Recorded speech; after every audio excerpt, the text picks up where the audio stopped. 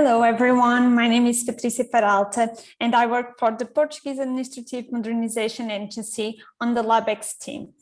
I welcome you to another OPSI session about innovation facets, today dedicated to adaptive innovation. We have an exciting agenda for you, full of several use cases and good practices. Let's get started. Next, I will share with you a short video about the Administrative Modernization Agency and how we contribute to the innovation of the public services in Portugal. Let me share my screen.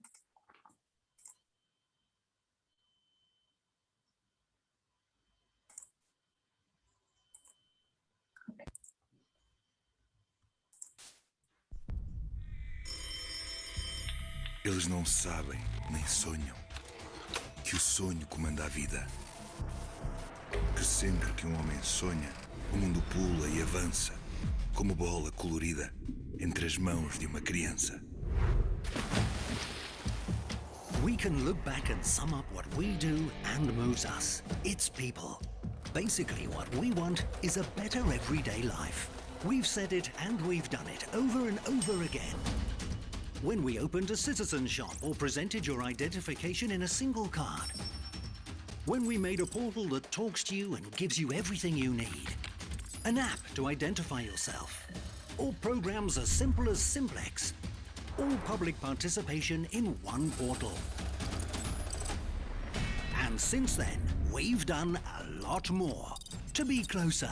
But what really drives us is knowing that through each project achieved, there are people who, across our society, have an easier everyday life.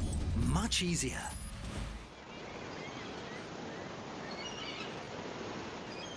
With a click, make a medical appointment or submit an income tax declaration. And even far away, change their address or sign a document. So for all of you, we keep going. We're not stopping here. We want much more. We want to be closer, faster, and always be here. More digital, not because the bytes fascinate us, but so that in the future you can do what you really want, while an agile, efficient, close and inclusive state does what you need. For you, aligned with international values and principles in line with the Berlin Declaration. Committed to digital transformation in the country, in Europe, and worldwide.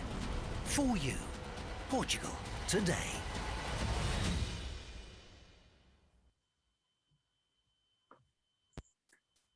Good. Now let's hear the opening remarks from Fátima Fonseca, the Portuguese Secretary of State for Innovation and Administrative Modernization.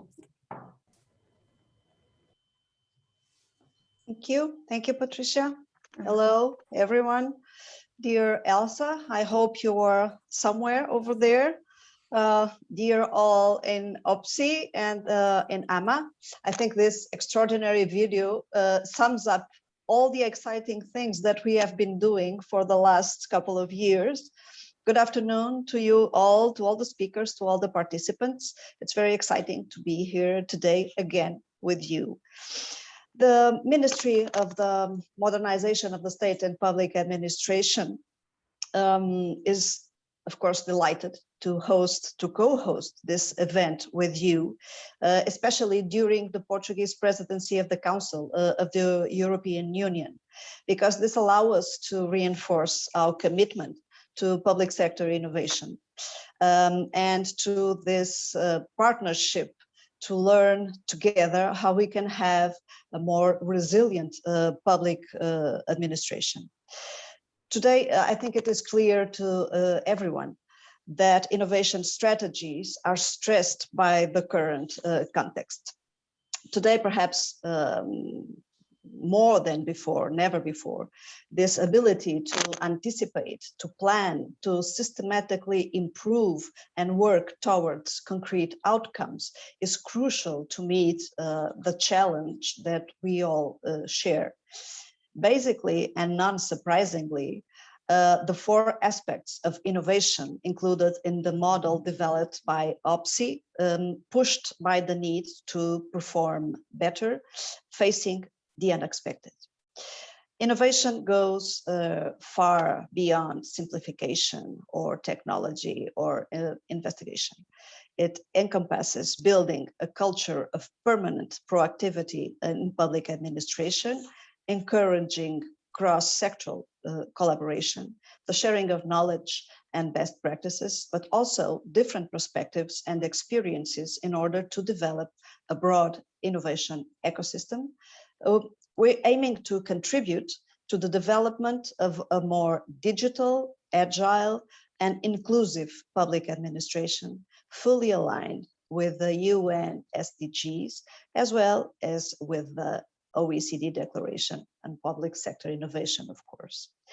Adaptive innovation activities can be extremely important since they are usually bottom-up driven, and therefore it is crucial to encourage the empowerment of different players to explore different angles.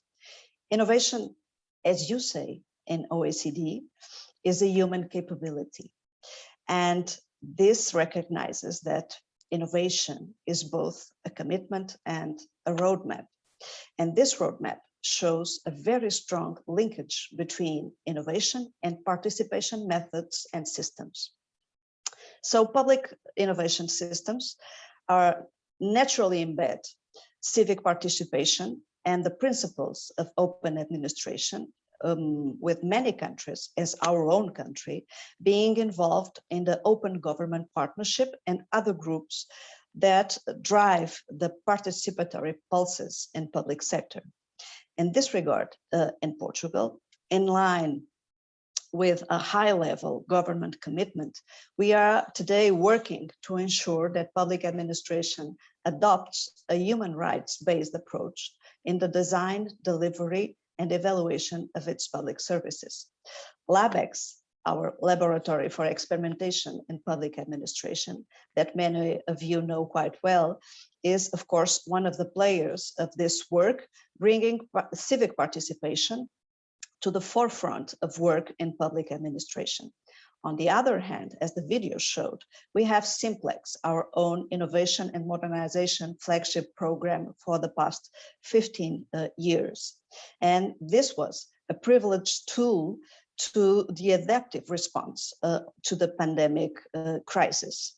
In 2020, in just a few weeks, it was released a package of about 200 measures in response to the pandemic. And this was quite crucial because it was based on a broad interaction with citizens, companies, civil society, and public administration, involving all the stakeholders in the process. As we saw, the pandemic caused in about a year significant changes in public administrations all over the world and in the daily routine of public services, increasing the delivery of digital services, accelerating collaborative processes, boosting productivity, and the massive adoption of remote working, putting in place innovative and brand new solutions that reveal an ongoing transformative movement in the public administration, something that we cannot lose in the years to come, now that we have a road to recovery ahead of us and opportunities that we can't ignore. So here we are today discussing these opportunities, learning from each other, and diving into concepts and trends and projects that we want to bring to the core of our management models in the public sector. So I really hope we make the most of our time, and I wish you all a good working session. See you soon in this warm city. We are really sorry that you can't be here with us, perhaps sometime soon in the future. Have a nice session. Thank you.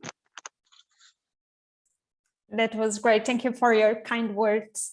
Now, next, I invite Elsa Piliszowski, Director of the OECD Governance Director, to speak. Thank you very much, Patricia. Thank you very much, Secretary of State, for your leadership on that and for co-hosting. We're very much looking forward to going back to Portugal very soon, hopefully. So I would like to start by expressing really my sincere gratitude to all of you for taking the time to attend this workshop and contribute your expertise and insights to the topic of adaptive innovation in the public sector. The OECD is honored to co-host this event with the Portuguese Administrative Modernization Agency. And again, I thank Secretary Fonseca for her inspiring works on this topic, as well as her actions to support adaptive innovation in Portugal, but also for her leadership on many issues related to the modernization of government, not only in Portugal, but also at the OECD and globally. Adaptive innovation involves testing and trying new approaches in order to respond to a changing operating environment driven by new knowledge or the introduction of innovation by others, for instance, a new technology, business model, or a crisis. Adaptive innovation is an important component of a comprehensive public sector innovation portfolio, especially given the new demands on governments in a rapidly changing world in which our institutions face unprecedented paces of change. This not only means listening to voices of those inside of organizations who are close to the problems, but also voices of citizens themselves. The stakes are really high. A failure to respond to new and changing demands today can further erode public trust in the abilities of our institutions. A failure to include citizens in how those responses happen can erode civic participation and reinforce perceptions of inequality. In an era of misinformation like today, governments must support more proactive citizen participation and inclusion efforts and be open to changing themselves in response. Overall, these challenges press on the need to reinforce democracy, a key priority for the OECD's public governance work going forward. The COVID-19 pandemic and many other known and unknown challenges ahead will continue to test government's ability, not only to respond to changing demands for service, but also changing expectations of the role they should play in societies. This crisis has revealed the incredible abilities of the public sector to shift its focus on priorities in order to respond and represent a global case study of adaptive innovation. I think this is really impressive what has happened, and the only thing is that it continues and that citizens' expectations now are that this wave of adaptive innovation continues in the future. However, as many governments are now faced with transitioning from responses to recovery, they are asking themselves what they want to keep, what they want to leave behind. This is a key question for adaptive innovation. What stays after the shock has subsided? Proactively supporting adaptive innovation activities will prepare governments to respond. We need a fundamental rethinking of how governance structures, including how they measure and evaluate impact, how they create space for bottom-up experimentation, how they engage with citizens to co-create solutions, and how policymakers and public sector leaders learn and respond to new voices asking for change. In short, adaptive innovation is not about doing things differently, but doing different things. Building sustained capacity for adapting public innovation will prepare us not only for crises yet to come, but also for the global challenges we face today. Convened in this workshop today is a global group of people from public administrations, innovation agencies, civil society organizations, and others interested in driving change in their organizations and system. Today, I really invite you to weigh in on what adaptive innovation looks like in practice and how it enables governments to be more responsive, resilient, and agile. Angela Hansen from our Observatory of Public Sector Innovation will provide more extensive details about the OECD's work on adaptive innovation to date. And I would like to thank, of course, the team, the OPSI team, for this great workshop. And now I hand over the floor to our Portuguese chair. Many thanks again to all for joining us today. Thank you. Thank you for your presence. Now Angela Hansen from the OECD Observatory of Public Sector Innovation will lead the session. From my side, I wish a good session to everyone. Bye-bye. Hello, good morning, good evening, and good night. We have many time zones represented today, and thank you all for joining. And obrigada, Secretary Fonseca and the LabX team for co-hosting today. And thank you, Director Pilichowski, for giving those opening remarks as well, for framing the importance of this topic for us. It's particularly important to hear from people in leadership positions about the role of adaptive innovation, because sometimes adaptive innovation reveals some of those things that are challenging to the way that our well-oiled machines are functioning. And that openness is key for the success of adaptive innovation. So thank you so much for sharing the significance of this part of an innovation portfolio. So I'm going to take us through the rest of the session today. It's going to be quite interactive. I'm going to share with you some examples of cases from practice, because this topic is best exemplified through those cases in practice. Our agenda for today will start with a series, an introduction to adaptive innovation and the Observatory of Public Sector Innovation's work on this topic so far. And then we'll dive into case study presentations from Japan, Portugal, and the United States. We'll have time for a question and answer. And then we'd like to hear from you all and your collective wisdom on this topic regarding the barriers and drivers of adaptive innovation, tools and methods, and pitfalls to watch for when establishing adaptive innovation structures, which I know based on the list of participants today, many of you have been working on. And then we will conclude with an expert panel reflecting on these cases and the workshop content, and really putting into perspective what it means, why it's important, what stays after adaptive innovation projects have concluded, and what is the value of adaptive innovation in an overall innovation portfolio, and its role in the public sector overall. We'll have a little bit of time for question and answer after that, and then we'll end with some closing remarks.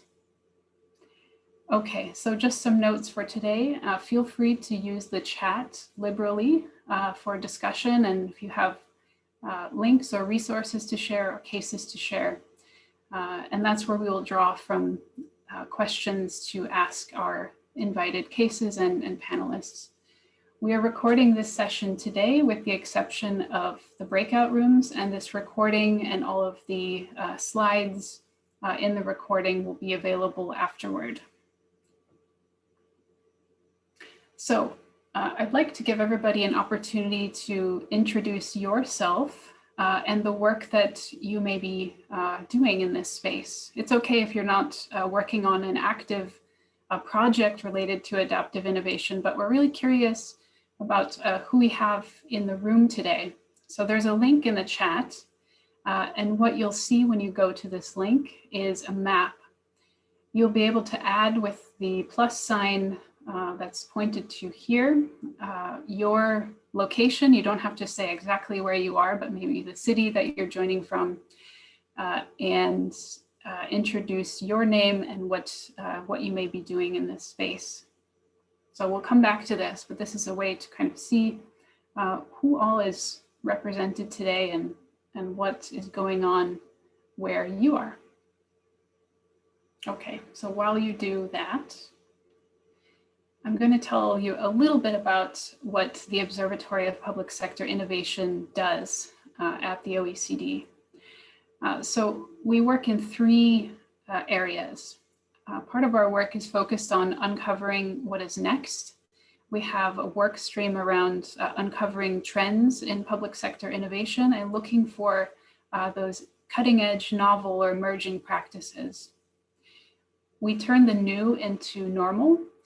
So we look at some of those practices that are quite promising and relevant across multiple different contexts, and we try to normalize some of those practices by convening networks and sharing resources. We also have a declaration on public sector innovation, which was signed by over 40 governments that declares support for public sector innovation. So that's normalizing the role that public sector innovation plays in a public administration. And then we provide trusted advice on a number of different topics, from systems thinking to anticipatory innovation to behavioral insights based on demand and what governments are requiring to do their work. If you've attended some of our workshops in the past or attended anything from us in the past, you will have seen this model before. This is the innovation facets model, and we use this to help orient and contextualize the purpose of innovation, or purposes rather, of innovation as part of a whole portfolio approach. So there's 4 areas of innovation. It's not meant to be necessarily a classification model, but we look at, and you'll see adaptive innovation in there. So adaptive innovation is part of this whole portfolio.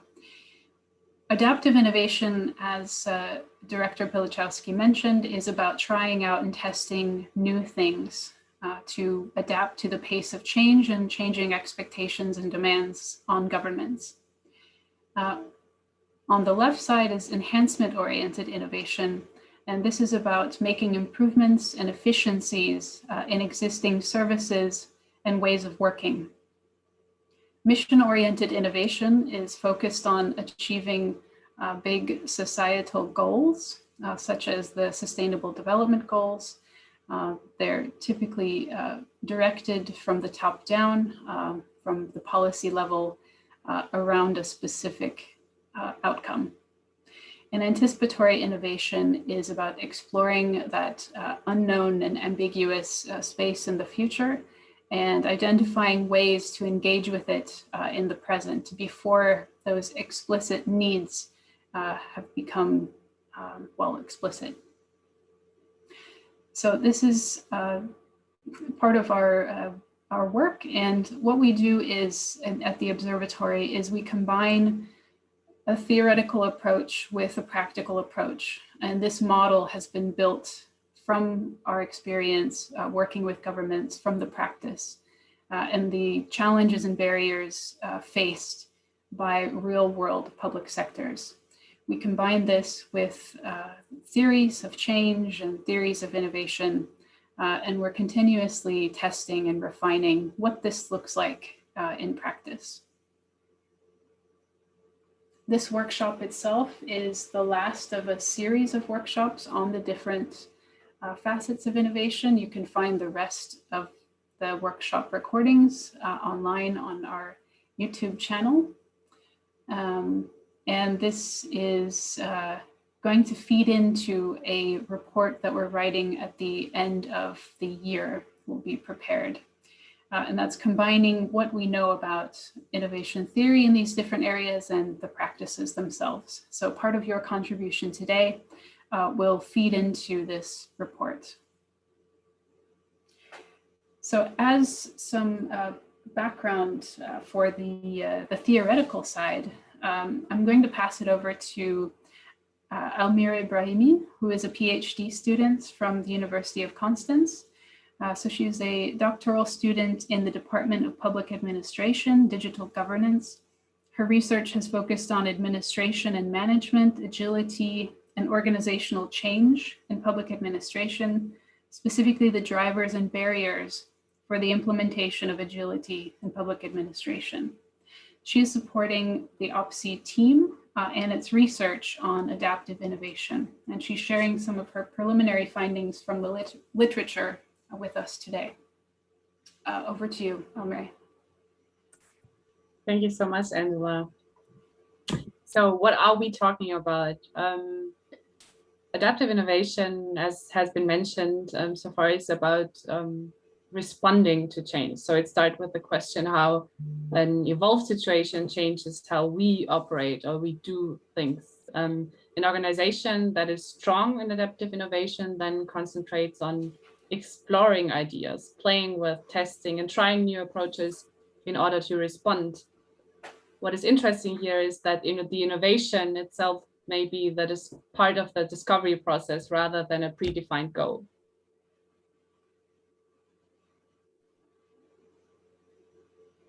Next slide.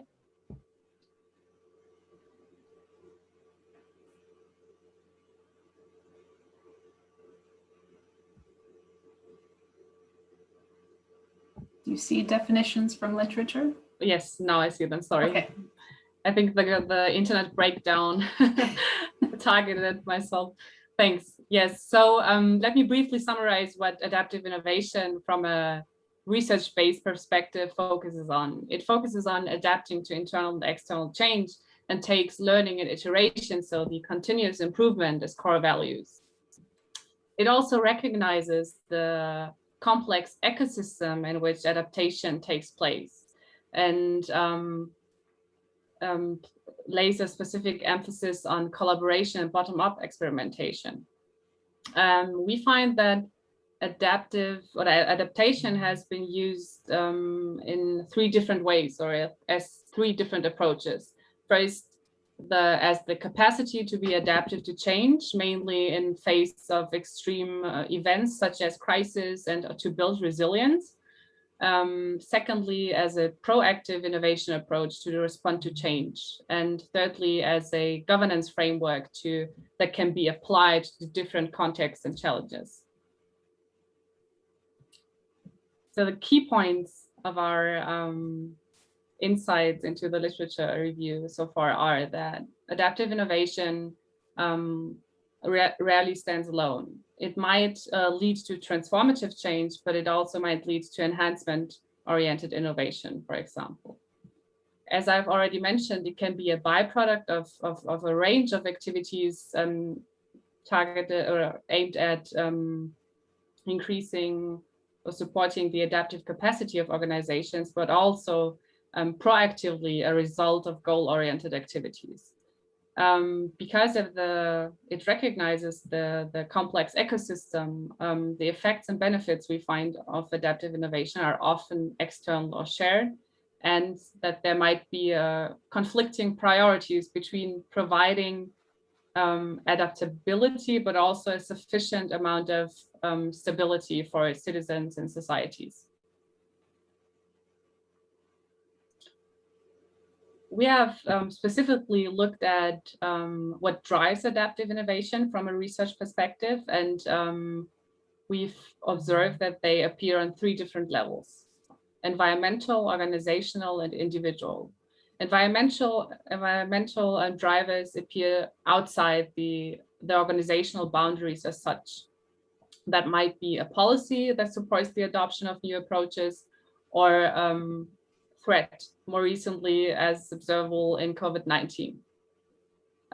Organizational factors refer to the structural and cultural characteristics of organizations, such as resources, for example, the availability of funds to adopt new approaches, or but also the organizational culture of continuous improvement, which we call iteration and learning, but also teamwork. Individual level drivers we find in the literature then refer to the employee level. For example, their willingness and openness to apply new methods and work practices, and more on a professional level, their ability to make fast decisions.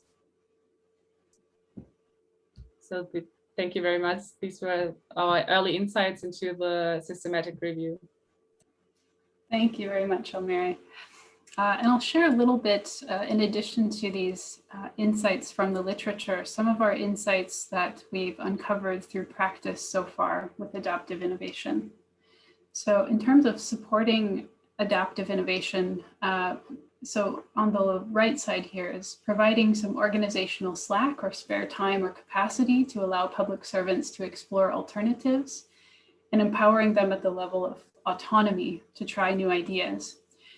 Considering how feedback can be given, especially in those organizations in which frontline staff do not tend to generate innovative ideas or initiatives. So creating that extra incentive, clarifying the reasons to innovate without being prescriptive on how, clarifying the level of risk or magnitude of experimentation that is acceptable without explicit authorization or permission, and fostering formal and informal learning to help staff stay on top of changes in practices, emerging opportunities, and shifts in public expectations.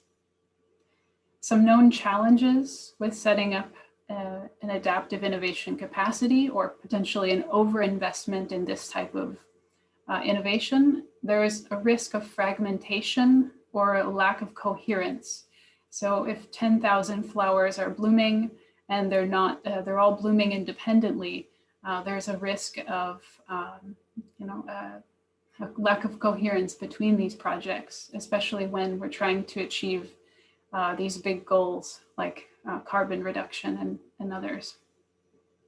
There can be difficulty incorporating successes and lessons back into the broader organization and policy practice.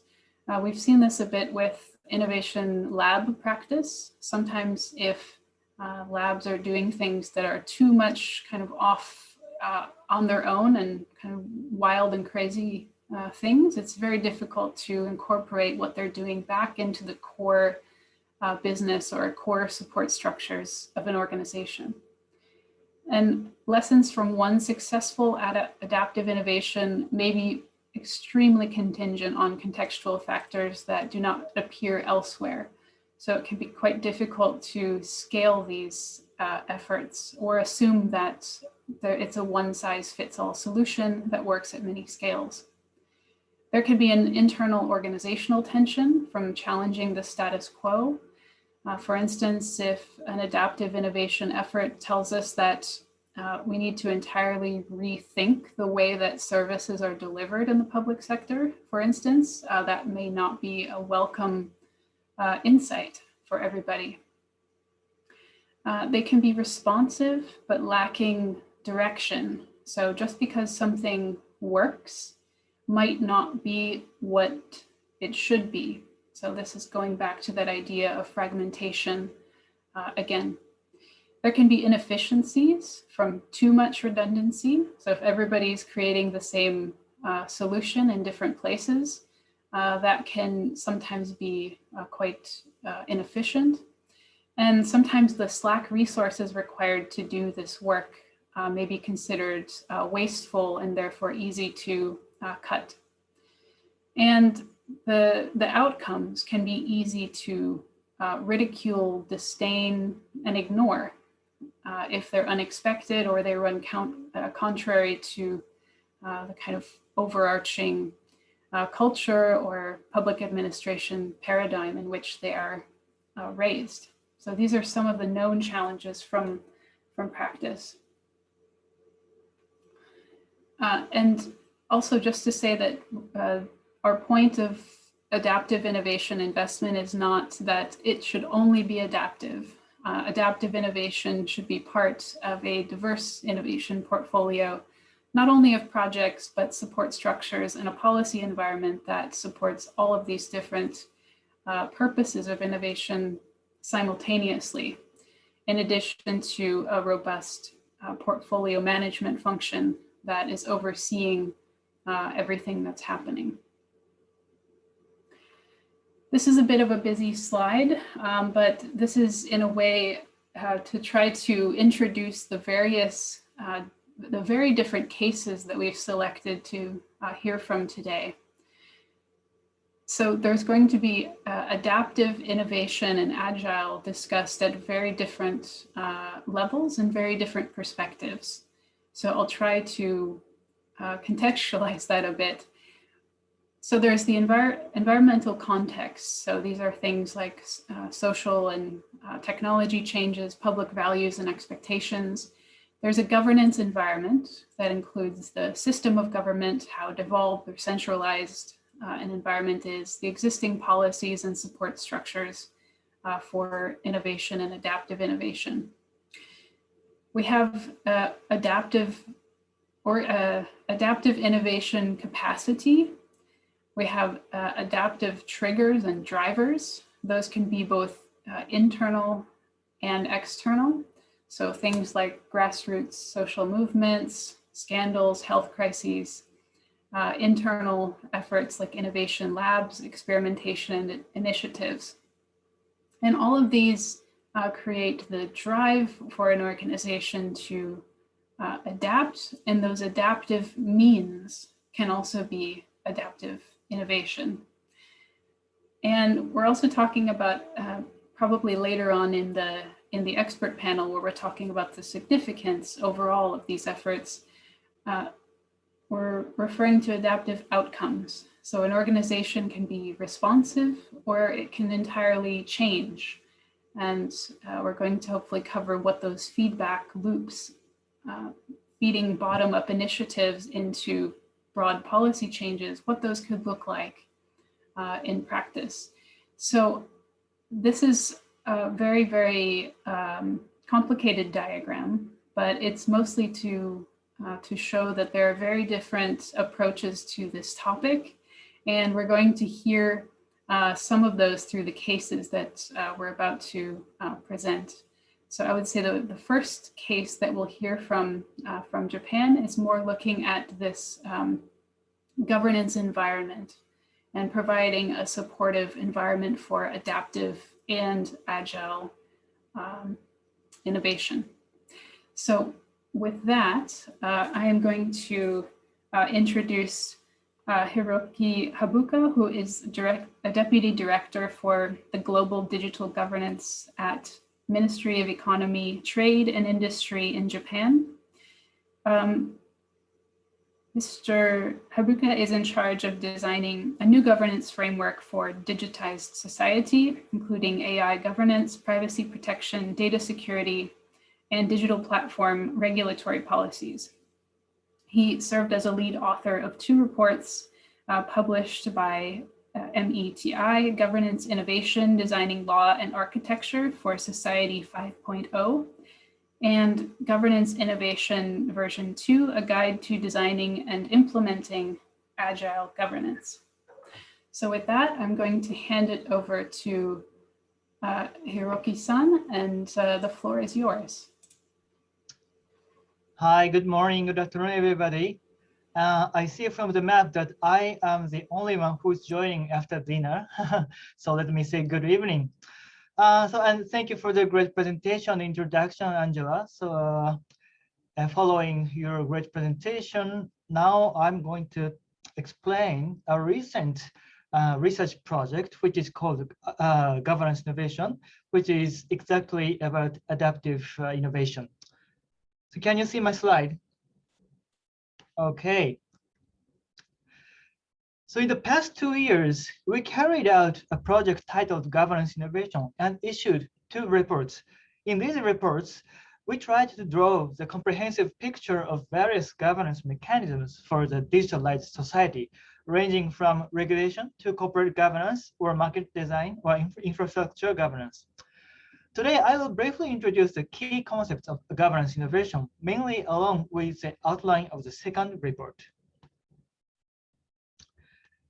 As a part of Japan's growth strategy, Japan has been pursuing the society called Society 5.0, which is a human-centric society where cyber-physical systems such as AI, IoT, or 5G promote economic growth and solve societal problems simultaneously. The ultimate goal is better human lives, just as addressed by Ms. Fonseca and Ms. Bichovsky in the opening remarks. However, here we have a question: how to make sure that people in Society 5.0 can be actually happy and enjoy liberty in a sustainable society? This question is especially important because our society has become too much complex and uncertain and changes rapidly. It is like there is a huge black box under our society which might control each individual's decisions or actions. The controlling power might be a strong government or mega companies. And as long as people share this kind of concern, I mean, somebody is controlling our lives through digital technologies. Regardless of such concern is reasonable or not, it is hard to implement cutting-edge technologies and achieve Society 5.0. I believe this suspicion on new technologies is one of the major factors which impedes Japan's innovation. For example, the number of patents obtained by Japanese companies are actually very high, but the number of trademark applications is relatively low, which implies that Japanese people face some difficulties in implementing their innovations. Therefore, building trust is the key for our growth. And to achieve this, we need a good governance model. This is why we decided to write these papers. Actually, this illustration is the outline of our second paper. So the chapter 1 discusses what is Society 5.0 and why governance is necessary, just as I briefly explained. And the problem here is that we cannot govern the new society with the traditional governance tools, such as existing regulations or corporate governance or market models. There are mainly two reasons for why the existing governance framework does not work very well for Society 5.0. The first problem is the change of society, and the second problem is the change of goals. The chapter 2 discusses the change of society, and the chapter 3 discusses the changes of goals. And in the final chapter 4, we are going to open the black box and design how our new governance model, which we call Agile Governance, should look like. So let me start from chapter 2, how the society will change. Our society is becoming more and more based on cyber-physical systems. And because of this, technologies and societies change so rapidly, and thus predictability and controllability of risks will become very low. Likewise, it will become more difficult to identify a responsible actor once an accident happens. In addition, concentration of power advances more and more. The geographical relationships will be local and global, or I could say local. These changes are dynamic enough to ask us to think about the fundamental change of our governance. And the next key feature is change of goals. When we talk about goals, we have to take in mind that there are several layers in the goals. They vary from the ultimate goals, such as happiness or liberty, and core values such as human rights and economic growth, fundamental institutions that enable these goals, such as democracy and also sustainability, are very important. And the key message of chapter 3 is that not only the society itself, but also the goals of governance continuously change along with changes of technology and societies. You can easily imagine it if you think about how the meaning of privacy or safety has dramatically changed in relation to the development of technologies these days. The meaning of liberty itself will change from just a negative liberty, which means no interference from others, to more positive kind of liberty, which is like creating the freedom to proactively choose the nature of technological influences by yourself. And finally, we are ready to discuss what is agile governance. I mean, how to govern this kind of new society as a society. And the lessons of the previous chapters are that considering the rapid change of technologies, societies as well as goals, the traditional governance model does not work anymore. In this context, traditional model means the vertical model where the government, like the Leviathan in this picture, this guy, can provide specific and rigid rules in advance. And if people just follow his rules, then you can achieve the best value of our society. This is not feasible anymore. We have to implement a new governance model, as the right half of this slide, which is to continuously and rapidly design rules and evaluate outcomes with multi-stakeholders in a horizontal way. This is why we propose the new governance model, Agile Governance. And this is a basic image of Agile Governance. So there are mainly 6 steps. The first, analysis of continuously changing conditions and risks. And second, to define goals in accordance with changes in societies and technologies. And third, designing governance systems. The system design in this context means not only design of technological systems, but also organizational systems and applicable rules. And fourth, implementation. The governing actors should continuously monitor the status of system operation based on real-time data. Additionally, it is important that they properly disclose to stakeholders information on goals, systems, risks, and results of operation. It's like a kind of accountability. And fifth, evaluation. To evaluate whether the initially defined goals have been accomplished through these existing systems. The system should be updated if the defined goals are not designed yet.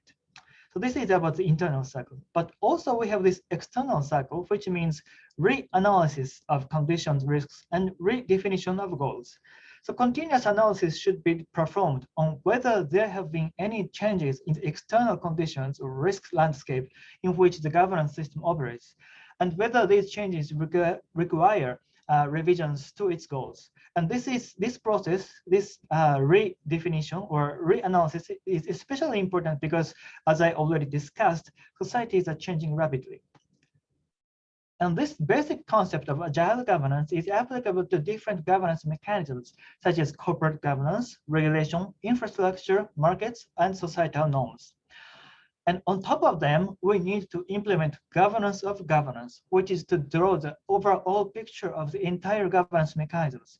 In other words, to what extent law should be provided, or to what extent the market mechanism should work, and what kind of infrastructure we need should be well designed comprehensively. And we call it governance of governance. And this governance of governance process also should be handled in the agile governance way, which is to continuously discussed and reviewed by multi-stakeholders. So this is an example of governance of governance. So I have to skip it due to the time constraint, but if you have any questions, please feel free to discuss later. And lastly, what we should do to implement this agile governance. Our report suggests various solutions. First, how to incentivize businesses to do agile governance.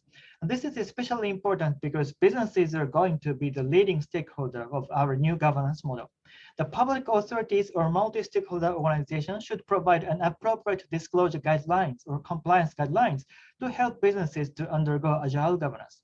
Also, we need to redesign the corporate sanction mechanism so that the sanction is determined not based on mere outcomes, but based on the governance mechanism of the company, and also how the company cooperated with the public authority to detect the cause of the misconduct and improve it for the future. And second, how to redesign regulation. Regulation should be goal-based rather than rule-based so that businesses can pursue the regulatory goals with more innovative ways. The second, there should be non-binding and flexible standards or guidelines designed by multi-stakeholders to help businesses to achieve their goals. And finally, regulatory parties should also learn by implementing. For this purpose, making use of regulatory sandboxes is especially important. So here is a key takeaway. So society is based on cyber-physical systems are complex, change rapidly, and pose difficulties with respect to controlling the risks. And goals of governance will also continuously change in accordance with the changes of societies and technologies. Therefore, we should implement agile governance, which is to continuously and rapidly run cycles, as shown in this slide, with multi-stakeholders in various governance systems. And by doing so, we believe that we can open the black box and bring humans better happiness and liberty by making the best use of data and digital technologies. So let's open the black box and implement the multi-stakeholder agile governance. This is my presentation. Thank you very much.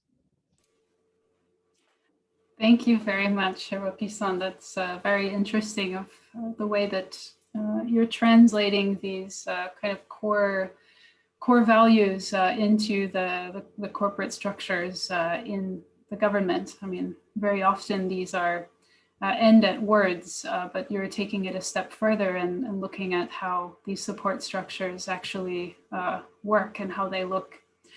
So this was very much adaptive innovation from a policy perspective, adaptive and agile innovation from a policy perspective, and creating that space, that permission, and some of the support structures for creating the good conditions for adaptive innovation to occur.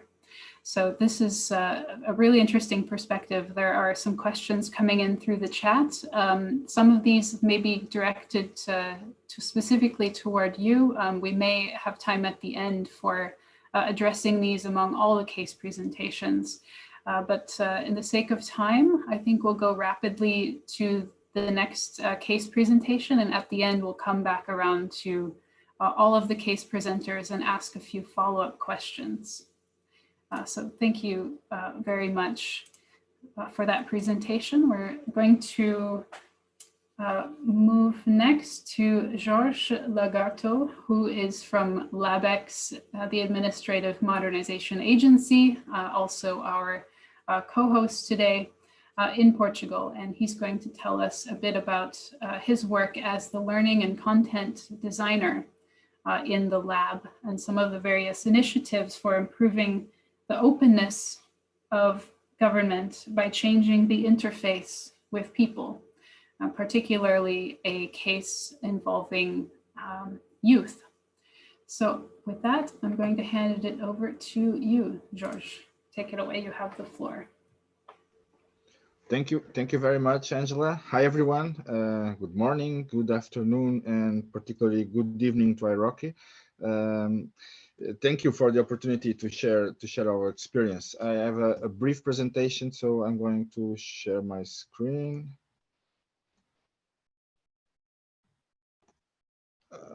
Guess it's on now. So today I'm going to talk about our work with youth and public services, but I would like to also present some of our work with citizens and bringing participation to development of public services here in Portugal. Basically, LabX is a safe space to research, co-create, and experiment innovative solutions to improve the public services, and centering them around real needs and expectations of citizens and businesses. We have been around since 2017, almost 4 years, and we worked in more than 30 projects. Many of them are still ongoing, but I've chosen some examples to illustrate our approach. So this is one of our first projects about citizen shops. Citizen shops was a great innovation in the late 90s. There was a kind of service shopping center, or the one-stop shops, a place where you can go and interact with several services and several entities, and do in the same trip you can treat of several services with different entities. But they are celebrating more than 20 years, so we have to improve something in this model. So to improve the service, we need to understand how people feel about them, and then we go to on-site work. We made some field work in four shops in Portugal, in major shops like Lisbon, and another ones in the Algarve and Coimbra, medium shops and small shops, to see all the types of profile of users that are using these facilities. So we have made near 800 on-site surveys to citizens and to frontline civil servants. We have done many hours of on-site observations, and then, as you can see, we interacted people on the shops. We have made co-creation workshops both with civil servants and with citizens, and we have prototype and test in context many different solutions to improve the services in these shops. So as we call the living labs, we have this concept of putting together a whole circus of items and prototypes on site, and ask people to experiment the new solutions, and we gather feedback ongoing as they were really trying to do their services. So this is a very demonstrative project that we would like to share. Some of these prototypes are still on paper; they don't pass to all the shops, and other ones are being implemented. And this is one of our first and biggest challenges involving the citizen participation. Other project that it was a big task that we was taking on, that it was to conduct an investigation to bring together citizens and the tax authority. It's not always easy to make the tax authorities to look brighter to citizens and to come together. We all nowadays, even sometimes when I received a card or a notification from the tax authority, I feel the butterflies in my stomach. So, but we had this work trying to understand the feelings of the persons that has to interact with the tax authority. And again, we went to the sites on the field. We did ethnographic work on three sites. We have in-depth interviews with workers. We have on-site surveys with around about 250 citizens. And here we have a digital survey with more than 1,000 participants. And this is helped us to find out how can tax authority improve their communication and their and how they we can bring them together more close to citizens and more, as I say, attractive to people, just to not cause so many problems in our heads when we had to interact with the tax authority. Another project that I particularly enjoy a lot was this education for citizenship. At some point, our colleagues from the Office of the Secretary of State for Citizenship and Equality came to us and asked us for help to develop an app to help children to understand the concepts of citizenship. And our first question was, okay, why an app? Oh, because kids enjoy to be on their cell phones and are always playing and like new technologies. And we said, okay, it could be an app, but let us first ask them. And then that's what we have done. We have developed a card game, a very simple card game that we pose some questions to the kids. For instance, what are the matters that concern you more? It's environment, it's poverty, it's what? And how do you want to work these subjects? It's with technologies, is in a tablet, in a computer, in a game, and with who? With your parents, with your teachers, amongst your peers. How do you want to do that? And we have made some significant findings in this project.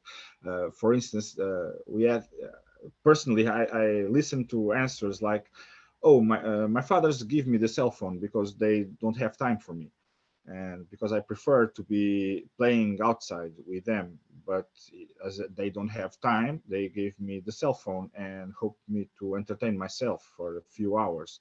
And this was a big insight. And as the game, this was a tool that we have developed to interview children, because it's not very easy to conduct an interview with small kids.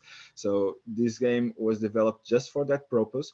But as we are developing, as we are on the field, we understand that this game has much more potential than just a tool to do interviews, and it will be itself a tool for developing citizenship. So we have made it a more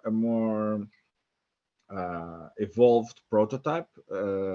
We have some more durable cards. The first ones was just in paper and was a very quick and dirt prototype.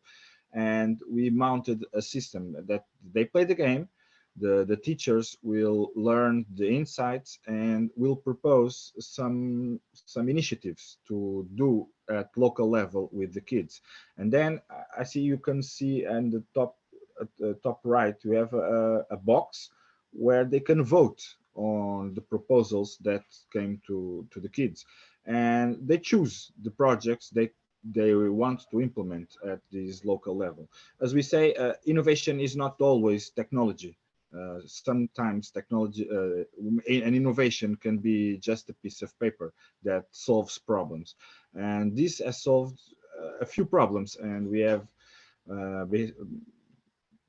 distributed more than 450 kits to more than 300 schools, and we followed particularly 25 of these institutions, And from these 25 institutions, they follow up with about 30 projects of local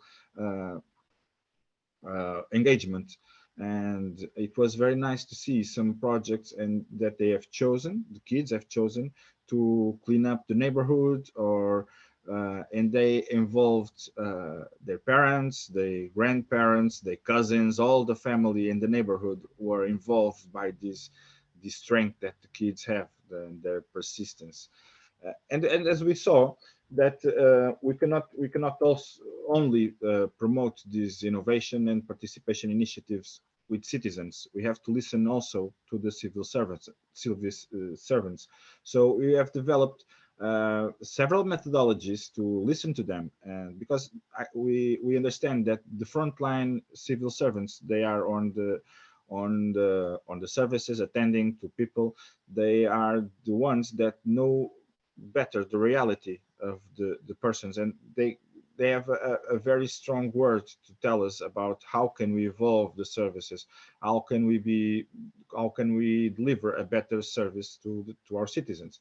So we have, for instance, we have talked with the city of Helsinki that had a participation game, and we have adapted that game to our context. We have promoted lots of workshops with Lego Serious Play. We have workshops on other this is an example of card sorting and online service that we are always doing with them. And this is a few examples of projects that we have delivered, and in particularly with our work in the citizen shops and in tax authority, we have understand that there are a big problem promoting the public services with young people. They make little use of public online services despite them being digital natives.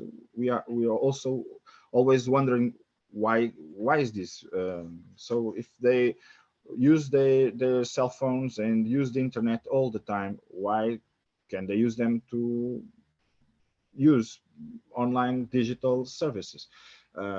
Young people find it difficult to achieve their citizen participation. They don't know how. They don't know their responsibilities. They don't know how to beneficiate from their participation. And they do not know do not use public infrastructures and services for youth.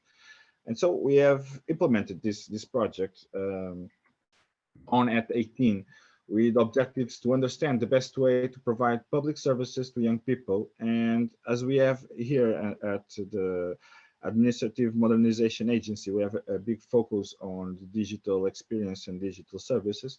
We try to find out the basis to redesign the digital experience of young people with public services. And then we developed an investigation. This is part of our methodology that we have to always implement to understand better the problems and know with all the stakeholders what are the problems, what are the real problems. And we did an extended bibliographic survey, extended data analysis, and we interviewed about depth interviews with 30 young people. And we have developed their journey map in public services, both in digital and in face-to-face services. And we try to understand what were their difficulties, what did we need to adapt or redesign to promote a better experience to our youth. Then, based on these journey maps and in these findings, we just when when the pandemic strikes, our idea was to do co-creation sessions in presence, but we have to do online co-creation sessions. It worked very well, and do brainstorming all together, and some of the findings that we understand that were needed to provide a better experience to them was to have a plain language an adapted language, because we have at the public administration, sometimes we use that language very difficult to understand with the legal basis, and for real, our youngsters, they don't understand what are we trying to say, and it was a key to give them more knowledge and to about their benefits and their responsibilities and their duties, is to communicate in an easier way, in a plain language. And we have understand that they have afraid of interact with public services because they felt somehow lost and need some support. That's why they always preferred the face-to-face services. And then we understand that we have to develop some kind of support, performance support, to help them to navigate between the services. And we find out also that they wanted a single point of contact, because we have too many platforms nowadays for public services, and we have a platform for tax authority, one platform for social security, and in Portugal, we had already has a e-Portugal platform that we try to centralize all the public services. But as I said, it's not a place easy to navigate for a youngster. So despite probably because of the language, because of the difficult of accessing and understanding what are the matrix of services. So they would like to have a dedicated single point of contact that gave them a more knowledgeable notion about the service ecosystem that is related to them. Don't have all the public services, because in the Air Portugal we have more than 1,000 public services, digital public services, but they use about 10 or 20 are the most what they need most. And we have to find out what are these more relevant services and highlight them on this platform. And they ask for more advertising, because they don't know about ePortugal, they don't know about their responsibilities, about their duties, and about the benefits of interacting with public services. So we have trying to, first of all, we based on these insights that we have learned in these co-creation sessions, we have made a list of recommendations for designing digital services for young people. That's based on the lessons that we have learned in not only in this project but in the other projects also.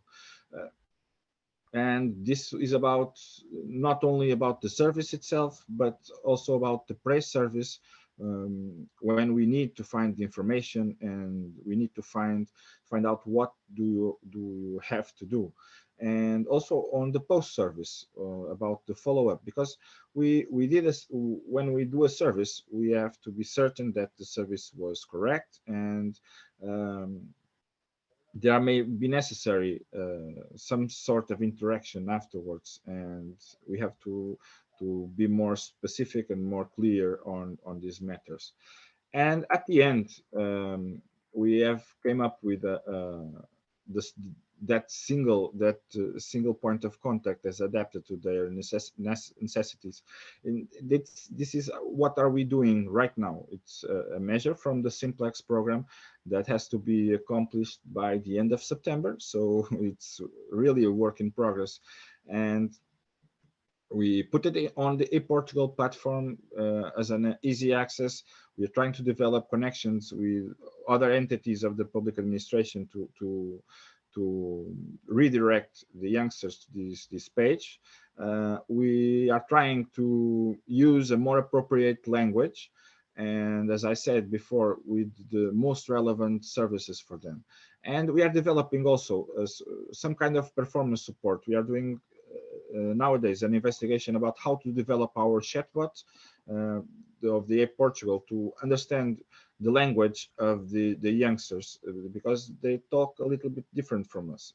It's the expressions, the way they formulate the questions to the chatbot, and we are trying to to teach our chatbots to better interact with youngers and to make an highlight of their responsibilities and their duties. And this is what we are working right now. It's, as I said, a measure that has to be accomplished at the end of September. We have already a prototype that we are going to test before implementation, test with youngers, because that's our process. And that's it. Thank you very much for listening, and Great. back to you, Angela. Thank you so much for giving us a dive into your work and your methods and how all of this feeds up into how you think about your services and what's that interface with the public, including the youngest members of your society. So it's very interesting to hear about that work. There's a couple of questions for both the presenters so far in the chat. So they're quite direct questions. So if you want to address those, please do so. And we may have a little bit of time after our next presentation for more general questions for all of the panelists so far, the case presenters so far. I want to introduce our last case today and the presenters of those cases, this case. So we're going to be hearing from Nico Papafil, who is the director of the 10X program within the Technology Transformation Services Unit of the General Services Administration, or GSA, of the United States government. He has more than 10 years of experience in government service in a variety of roles. And Will Caho, who is the evangelist and coordinator for the 10X program. He joined the civil service in 2016 and the 10X program in 2017. Will you tell us a little bit more about the 10X program and how this fits into the work of the GSA? Over to you.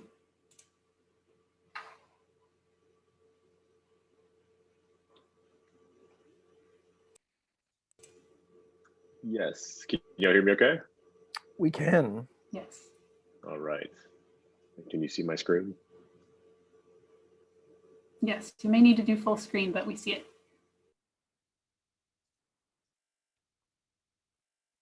All right. Good morning from the US. We're here to talk to you about our 10X program, and I'm accompanied by our 10X evangelist, Will Caho. My name is Nico Papafil. I am the director and co-founder of the 10X program. So good afternoon and good evening, and Hiroki, it's almost bedtime, so we'll try to get through this quickly. So the problem that 10X wants to solve is that many government technology projects fail to deliver value. And sometimes it's because the contract between the government and the vendor wasn't. Sometimes it's because the contract between the government and the vendor wasn't set up for success. Sometimes projects fail because agencies aren't familiar with the realities of how modern software actually gets built. And some projects aren't even focused on solving for user needs. And this is where adaptive innovation comes into play. So we decided to rethink this entire approach by taking a venture capital mindset and adapting it to fit a government context. So how did we solve this problem? It's simple. Our goal is to improve the public's experience with the US government. And so we started an incremental investment program modeled after venture capital and startup studio best practices, where we solicit ideas from government employees and we transform those ideas into new good for government products and services. And there are very few, if any, incubators, accelerators, innovative programs in the US government that invest in IT the way that we do. So here's how we're a little different. So we source projects differently. Our adaptive innovation approach is how we source those projects. We were influenced by startup studios and decided to leverage the expertise of our government employees' ideas. And so we cast a wide net across the government tech ecosystem and empower anyone with a who's a federal employee to submit an idea, to submit a problem, to give us a pain point. And so why government employees? And I think, Jorge, you mentioned this earlier in your presentation. Good ideas can honestly come from anyone. And we believe government employees are the hands-on practitioners that deal with these problems on a daily basis. We fund differently. Our adaptive innovation approach is how we fund projects. So here we are influenced by the venture capital model and looked at being more modular and starting off with smaller funding and then pitching for more additional funding later. So the traditional way that our government and other governments might budget for new technology is to specify a lump sum of money of a project to be spent over a period of months or years. And this approach sometimes results in continuing to spend money even after a project should not continue, simply because the budget already exists. So in contrast, 10X attempts to spend the smallest amount of funding necessary at each stage of a project to determine whether or not it's worth pursuing. We don't give a loan to another agency partner. We don't give a grant to a company or a vendor, but instead we hire smart, talented technology folks who are in-house to solve these hard problems. So in other words, we build for government by government. We mitigate risk differently. Our adaptive innovation approach is also here modeled after VC venture capital best practices, where we instituted more rigor. We established milestones and checkpoints so that each project team must hit before we move forward for the next tranche of funding. And so because we invest incrementally, we're now able to mitigate risk and do our diligence on our investments. So today I'll do a shallow dive into our process and how we move projects from phase to phase. And finally, we embrace unknown outcomes. And this is really all about adapting the agile best practices for that innovation approach. We don't assume we know where a project is going to lead during phase one, and that's okay. We start with the problem we're trying to solve, and then we figure out the problem as we're moving forward into our pipeline, and we'll just figure out the rest along the way. It's quite remarkable what can happen when you hire smart technologists and let them explore problem space with some creative freedom. So at the beginning of every project, we give our team the 3-sentence, 4-sentence pitch, and then they find the path from there, and that's it. And so with 10X, what kind of ideas are we investing in? And so we're looking to fund projects where other agencies or multiple agencies would benefit from this investment. We also want to look at ideas that impact a large swath of the public and how they interact with the government. So next, I'm going to do a quick shallow dive in our process, and then I'll pass it off to Will. What makes our program unique is how we invest taxpayer dollars to modernize government IT. We decided it's time to find a new way to invest in new initiatives. Now, this phased approach I'm about to discuss won't replace how the government at large invests in IT, but we're hoping it will influence others how to be more agile and modular in their methods. I think what's important, and Angela hinted on this before, is kind of a culture thing. And one of the big philosophies that we go by is we aren't afraid of failure, but as long as we fail fast, we fail forward, and we fail small. So we assume that many projects won't be successful, and we aren't afraid of shutting down unpromising projects. If a project fails early on, the hit the government takes is only the cost of hiring a couple technologists to work for 2 weeks. So we're saying we'd rather spend a very small dollar amount on an idea that might not work instead of a much higher sum of money. And so as you see, we have a phased approach, which allows us to set dollar ceiling amounts, to institute milestones, and perform our diligence on our projects. This also gives us an opportunity to compare our projects, like to compare apples to apples amongst our projects. So that way we're only moving the most promising ones forward. So phase one is called investigation. And here we're really trying to understand the problem space. The question we're asking is this a bad idea? Are there any major red flags? Are there any duplication of efforts happening here in other parts of our government? Should we build this thing in-house, or should we buy it from somewhere that already exists in the private sector? So then the project team will come back to us and they will pitch for phase 2, which is called discover. And this is where we're trying to understand the solution space. Now we're asking that question, is this a good idea? What's the current state? What's the market fit look like? What are the finances going to look like and the timelines? How is this thing going to scale? Where's this thing going to live? These are all the questions that we're going to be asking our project teams and trying to get them to a prototype of the thing they're trying to build, which takes us to phase 3, development. And now we're asking the question, will anyone use this thing? And so we're trying to build out the solution. And here we're mandating our teams to get to a minimal viable product and to make sure we have one active customer using that thing to kind of help 10X understand that there is an appetite in our government for this tool. And the last phase, if necessary, is called scale. And now we're asking the question, will everyone use this? So how do we proliferate? How do we increase the volume number of users using this tool, which will ultimately deliver the most impact we can have? So I just want to quickly say that not only can projects be closed at any phase, but projects can also successfully graduate our pipeline at any phase. So not every project in our pipeline needs phase 4 of funding to deliver impact, which is great because we can diversify our investments to have smaller wins up front and then more transformational wins later in our pipeline. I will now pass it off to Will Cahoe. Great. Thanks so much, Nico. All right, folks. So some of y'all are probably asking yourselves right now, like, okay, this is cool, interesting, I think, but like, what are they actually doing? What are they building? What kind of comes out of this? And I want to emphasize a point that we heard earlier, which is that innovation isn't just about technology. I think that's extremely important. This is something that Nico and I have found in our work over the last couple of years, which is when you are working in the government technology space, like actually building the technology isn't the most difficult part.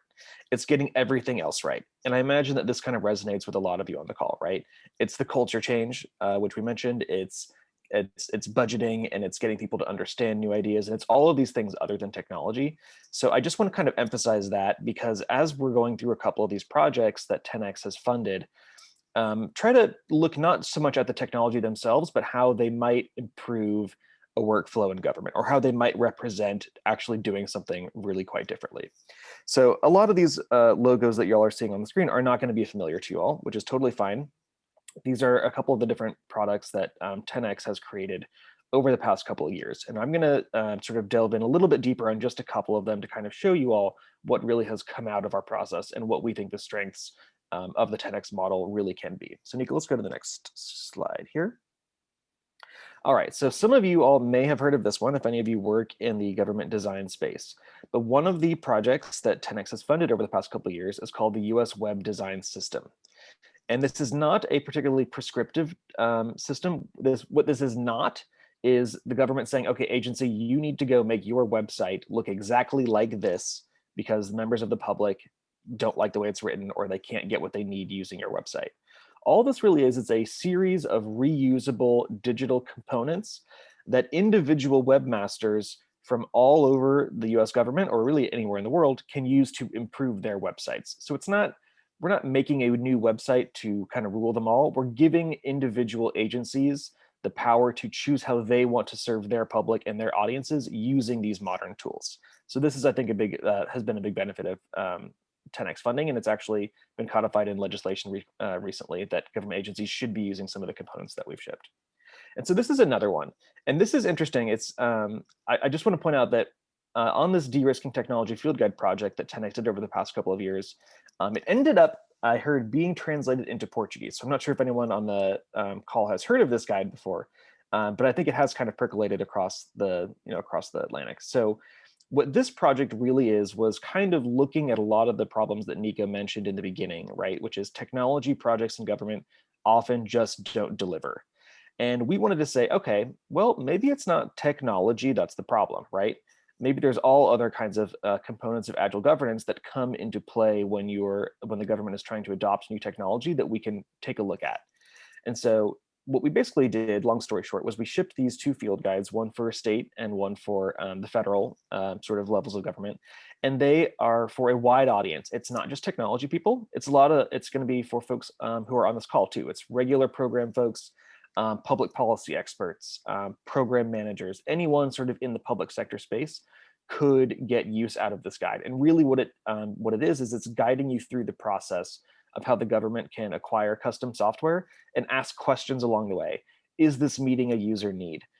Is the vendor going to deliver the product that they're promising? How can we best monitor their progress? What is a product ownership? What does real modern software development actually look like?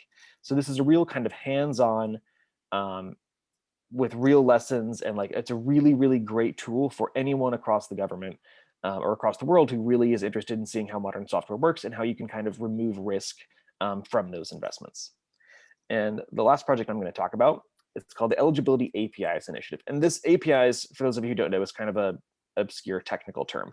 Don't think about that at all. What I want you to kind of think about in this project is a total rethinking of how certain programs are administered in the government. And that's a little more up our alley, right? As sort of government practitioners, less the technology angle. And basically the idea of this project is, how can a government communicate eligibility for certain programs to everyone across the country? And it's easier said than done, right? So if you have a benefit, if your government runs a benefit to help folks get affordable housing or something like that, the government's going to create these eligibility criteria for who can apply for this affordable housing, right? Income, job, age, all these other restrictions. But the actual government administrators who sort of adjudicate these programs, they're all using technology to do this, and they don't have all these rules in their head, right? And so the idea is there a way of, when the government is actually making the policy from the beginning, what if you put all of those eligibility criteria in code in a computer program? So that when folks are applying for assisted housing or any other kind of benefit, the eligibility criteria can be determined by a computer, not through a person who's going to have to print a written application, read it, fax it, send it all through other agencies. It's just making things much quicker and really trying to get ahead of this kind of technology curve where actual policy and eligibility requirements for government programs are written in code from the beginning, which is an interesting idea that 10X is exploring. The next screen. Okay, and so just a real quick kind of snapshot. These are some of the other projects that 10X is soliciting. And we're going to be starting several of these over the next couple of weeks. And basically what I wanted to show you here is that the 10X model is very sort of bottom up, which I think we heard from Director Polchowski earlier, as it's really an important element of adaptive innovation, right? It's kind of taking this bottom up approach. And so 10X does this by basically asking federal employees all across the country, as Nico mentioned, what problems they want to solve. And we are expanding this further than just technology, right? So we have these different categories of areas where we think the government can do better. And we're asking civil servants to say, you know what, which problems along these lines are you interested to see if technology has a role in solving? And we thought this was really cool. We had a lot of freedom to kind of choose these investment themes as we saw fit. And so one we chose was public trust and civic life. We've actually talked a lot about this already kind of during this presentation, right? Which is that folks don't have trust in government. There's been a breakdown. And what kind of technology projects sourced from employees could we kick off to rebuild this trust? So this is public engagement in making rules or public engagement in making policy. This is helping citizens find government information more easily. This is having the citizen voice be more heard throughout government service design, et cetera. And then public lands and environment, we're starting several of these projects up. These are projects around climate change, around national parks, and getting the public kind of more engaged in public lands.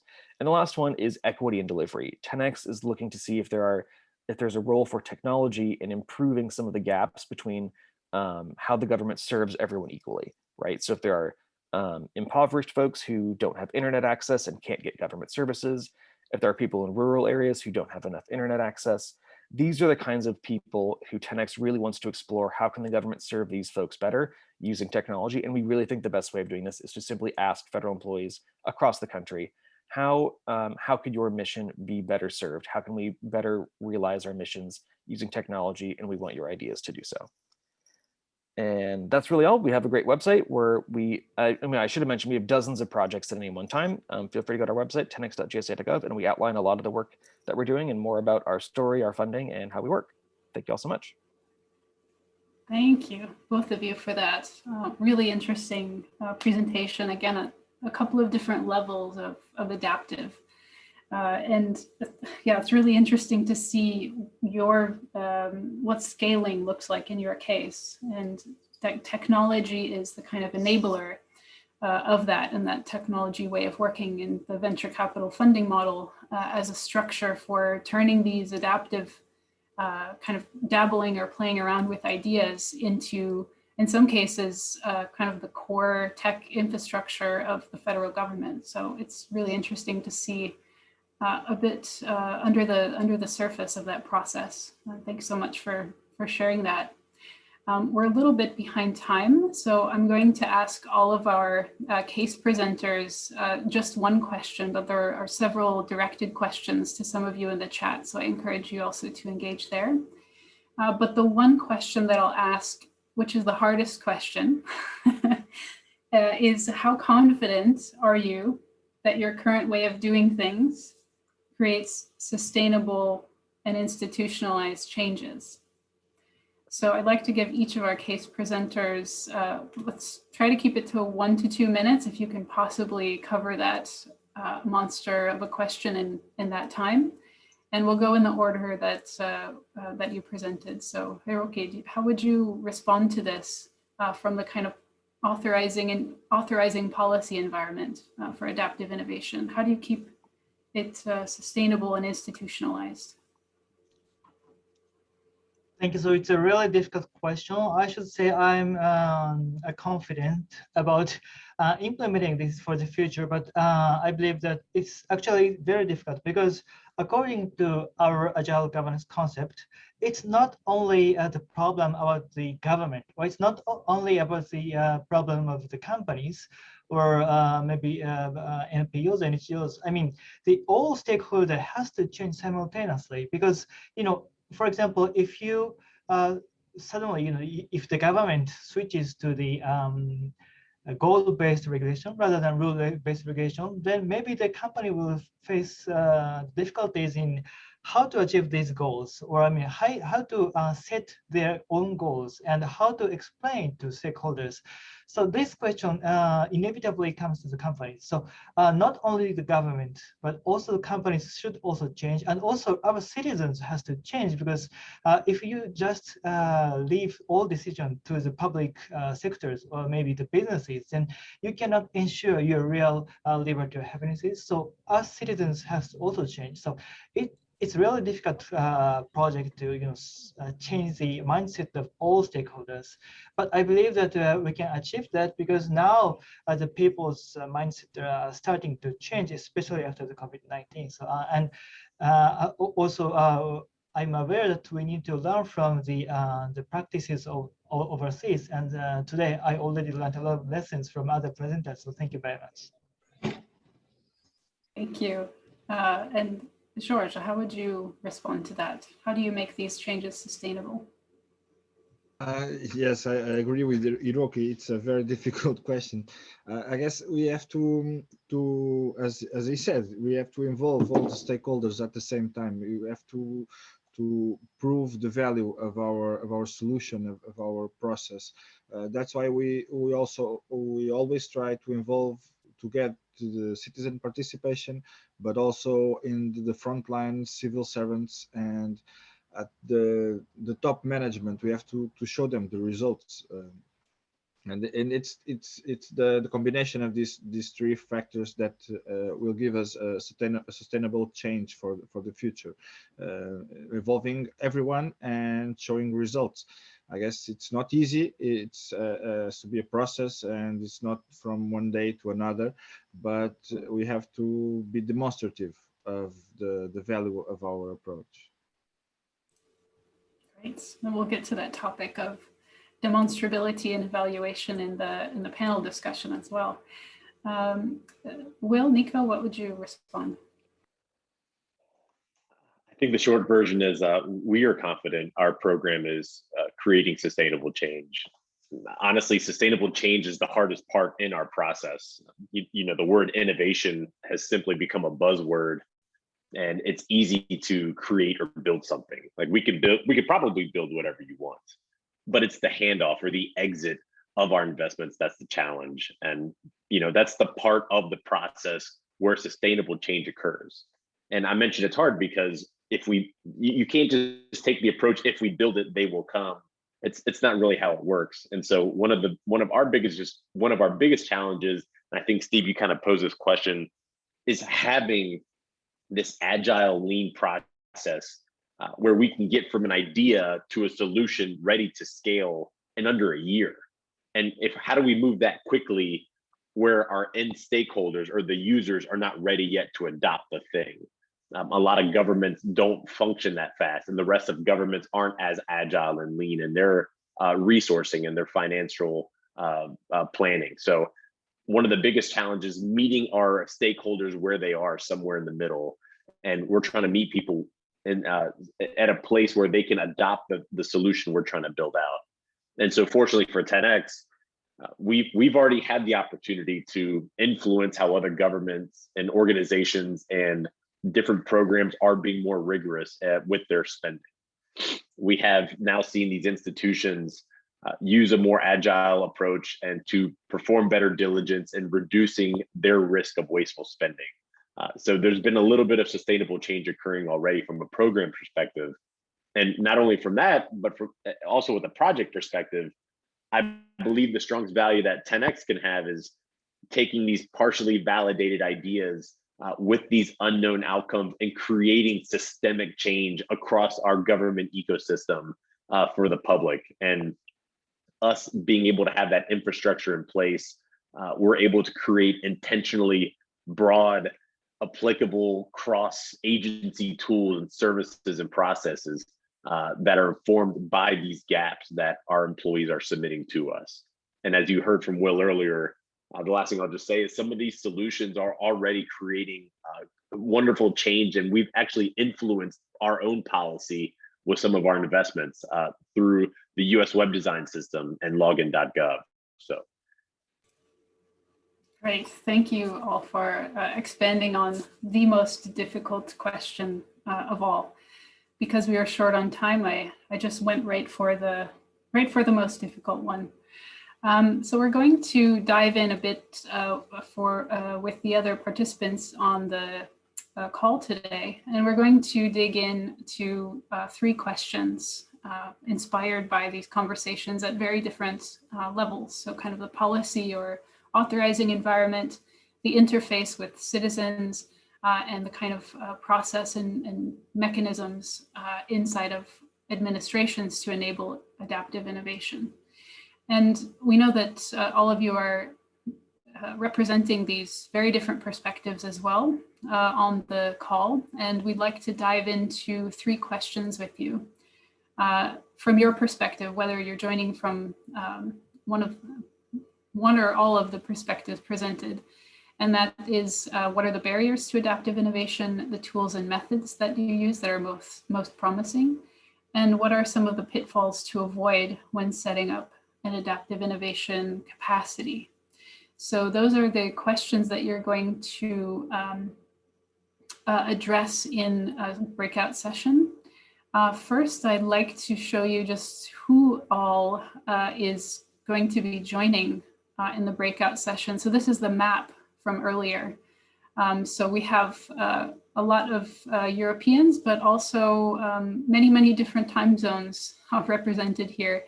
And Hiroki, we would not fault you if you decided you had to actually go to bed for this next part. But just to give you an idea of who is going to be in these breakout rooms with you, addressing some of these questions.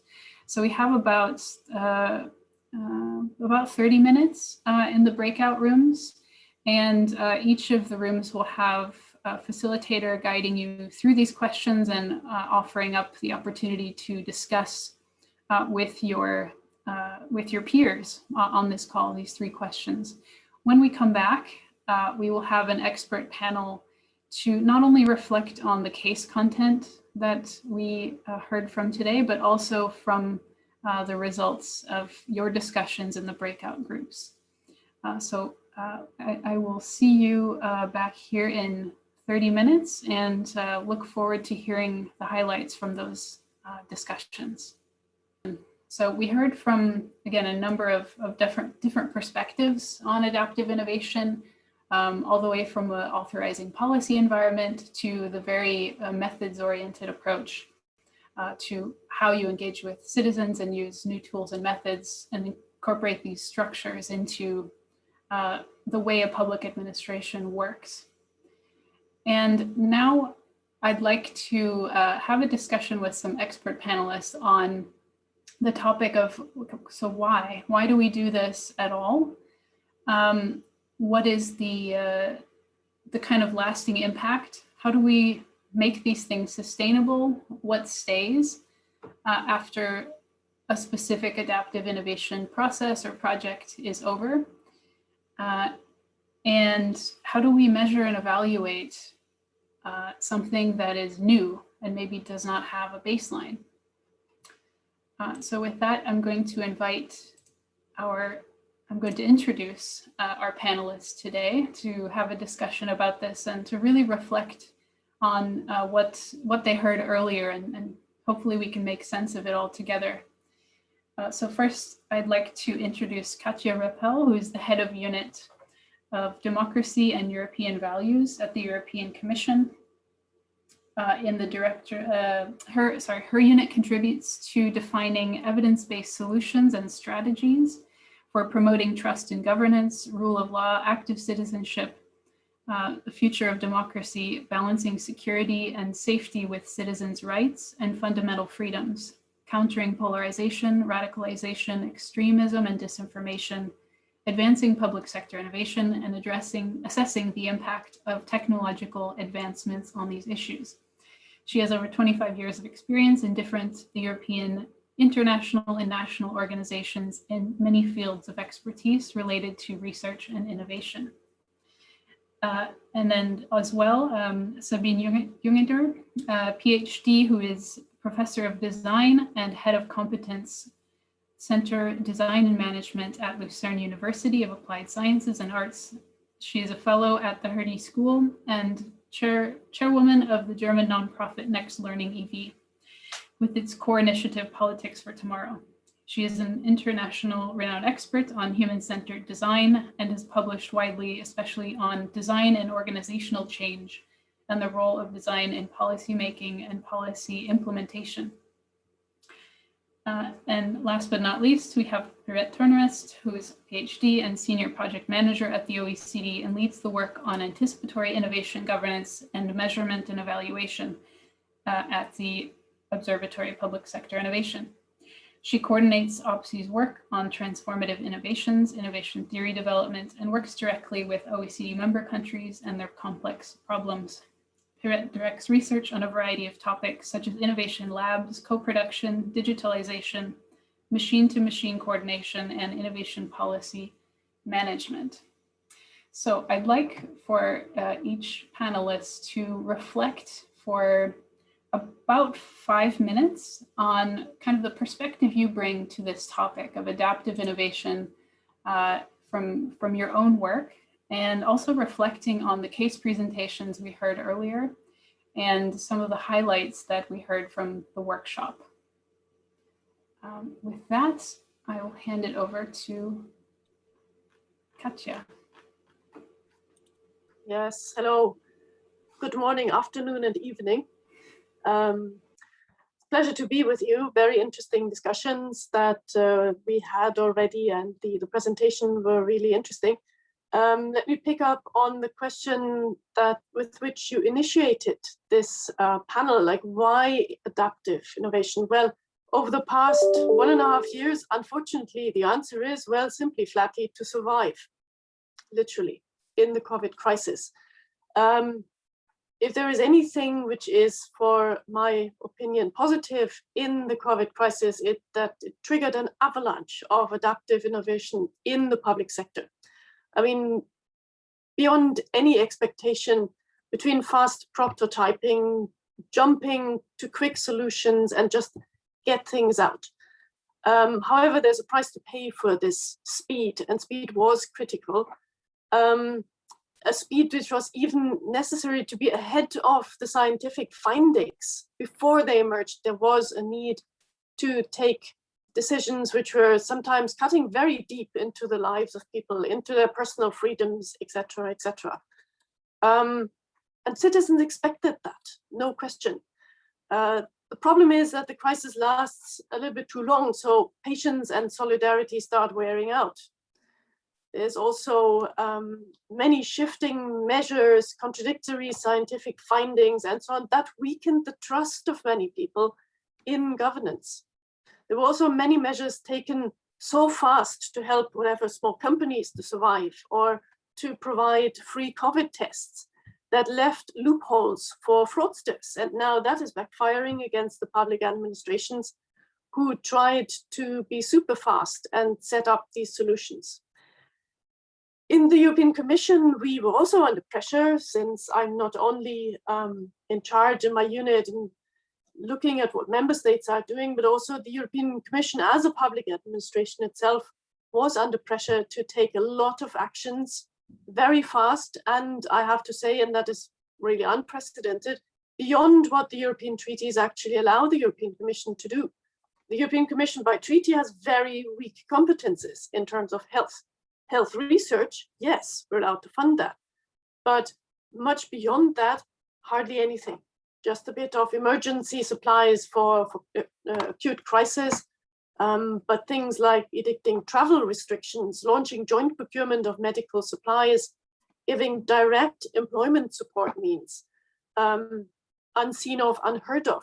There was a revision of state aid rules to help the member states help companies more faster. The view that there were tests and vaccine strategies developed at European level, for which we really don't have any mandate in the treaty. It goes so far that by now some people are calling for a European health union. Not to mention another thing, the recovery package, as we call that, 750 billion funding instrument to stimulate social and economic recovery. This, for the first time ever, means that the European Union will indebt itself. This was strictly excluded until then. So yes, a lot of innovation which took place, a lot of fast-term adaptation also at the Commission level. And we're also faced with observing in the member states, who took also very fast and very decisive measures, that new issues emerged, and issues that will stay with us beyond the COVID crisis, notably with regard to the impact on democratic rights and civil freedoms. There was really a rollback in this in order to make people stay at home, respect distancing, etc., etc. There were quite exceptional legal and constitutional measures taken. I told you at European Union level, also many of the procedures were squeezed together and sometimes even jumped. Is this a precedent? I'm not quite sure. Maybe it shouldn't be. We should go back to the ordinary legislative processes. There were also a big impact in terms of revealing structural inequalities, inadequate health systems, social protection gaps, digital divides, and also unequal access to education. This was really, really highlighted. And other things came out, less nice, racial discrimination. Asian people were hit by that in the beginning. Also violence against women. There was an upsurge because apparently sitting alone at home or in a couple revealed some very unpleasant human traits. And not to forget about the so-called infodemic. There was so much information on COVID which went out, and unfortunately a lot of disinformation. A disinformation pandemic, actually, some people call that.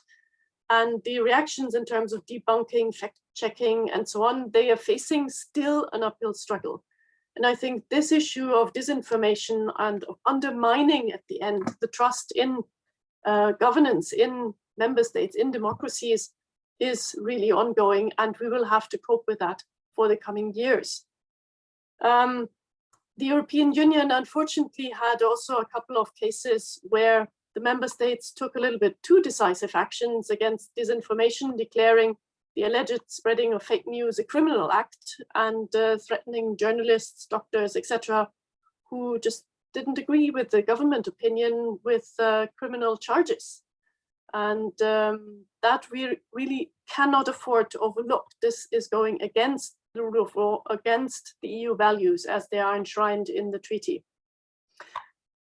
So this, it's crucial for democracy to have a free flow of information, participation in decision-making, and the accountability for the responses of the public sector to the pandemic. The European Union took some actions, notably the European Democracy Action Plan, which addresses a number of these challenges in terms of media freedom, pluralism, tackling online disinformation, and so on, but also the electoral systems, the entire government systems, which are looked into. There's a pendant to that, which looks into the global situation in terms of democracy, the Action Plan on Human Rights and Democracy. So let me finish my short introduction by saying that what strikes me in the discussions and presentations this morning is the difference between how enterprises in the private sector act and how the public sector acts and is supposed to act. In the private sector, the financial profitability is, well, this is the essence, let's face it. There is a relentless use of publicity, including micro-targeting of advertisements. So when I heard from the Portuguese colleague about the problems of getting young people to actually use the digital services that the government provides, I just thought, well, they should be micro-targeting. They should be paying some social platforms to identify if young people have a specific problem and then target at them the links and the information on the public services or contact persons and so on that exist. It's not really done yet. I'm not quite sure that the governments are actually allowed to use these type of things that use very, very specific personal data and information. The private sector targets mainly potential clients, either because they're solvent or also people who are willing to pay by giving away their personal data. Okay, they align the projects and services very quickly to the client's expectations, but there are limits to it. And the digital accessibility is one of the things. So just having access to high-speed broadband services is not profitable everywhere. So many people in a bit more remote, a bit less wealthy areas, they're not benefiting from that. The same, by the way, applies to things like car sharing or food delivery services. Only the more privileged, central, densely populated areas profit from that, although it would be extremely helpful in rural, remote, and more impoverished areas. So the private sector is extremely efficient in these things, but governments have to have a broader consideration in terms of transparency, democratic legitimacy, accountability, and also creating public value and safeguarding common good. For the governments, more than anything, all citizens count. So the collective interest is what prevails or should prevail. And there's often very differing needs and wishes and different issues at stake which need to be balanced. Also, reaching out into remote areas or socially disadvantaged groups, this is something which the state also has delivered. So we cannot work only by efficiency and cost optimization principles. This is totally out of question. Also, the public sector, at least in ideal cases, should care about the more long-term things, not about the short-term shareholder value and the next dividends that are paid out. So thinking of environment and climate, this is long-term. How do we structure pension systems? Long-term. What do we do for education and future generations? Long-term. Even things which are done in my Directorate General in the European Commission, funding basic research. It's highly interesting, but in short term, it brings nothing. However, thanks to funding for years and years, basic research on RNA technologies, for instance, we had one type of vaccines being developed in an incredibly fast way in Europe. The BioNTech Pfizer I'm referring to, there were years and years, decades of funding to develop that really groundbreaking type of technology. For the private sector, it wouldn't have been so interesting to do that for itself. So the challenge for us is to manage the trade-offs between efficiency and democratic values and processes. So an optimal targeting of public services versus privacy and respect for a private sphere. The entire issue about herd immunity, be it by vaccination or be it by just risking a collapse of the health system because too many people get sick at the same moment. So herd immunity versus individual choices.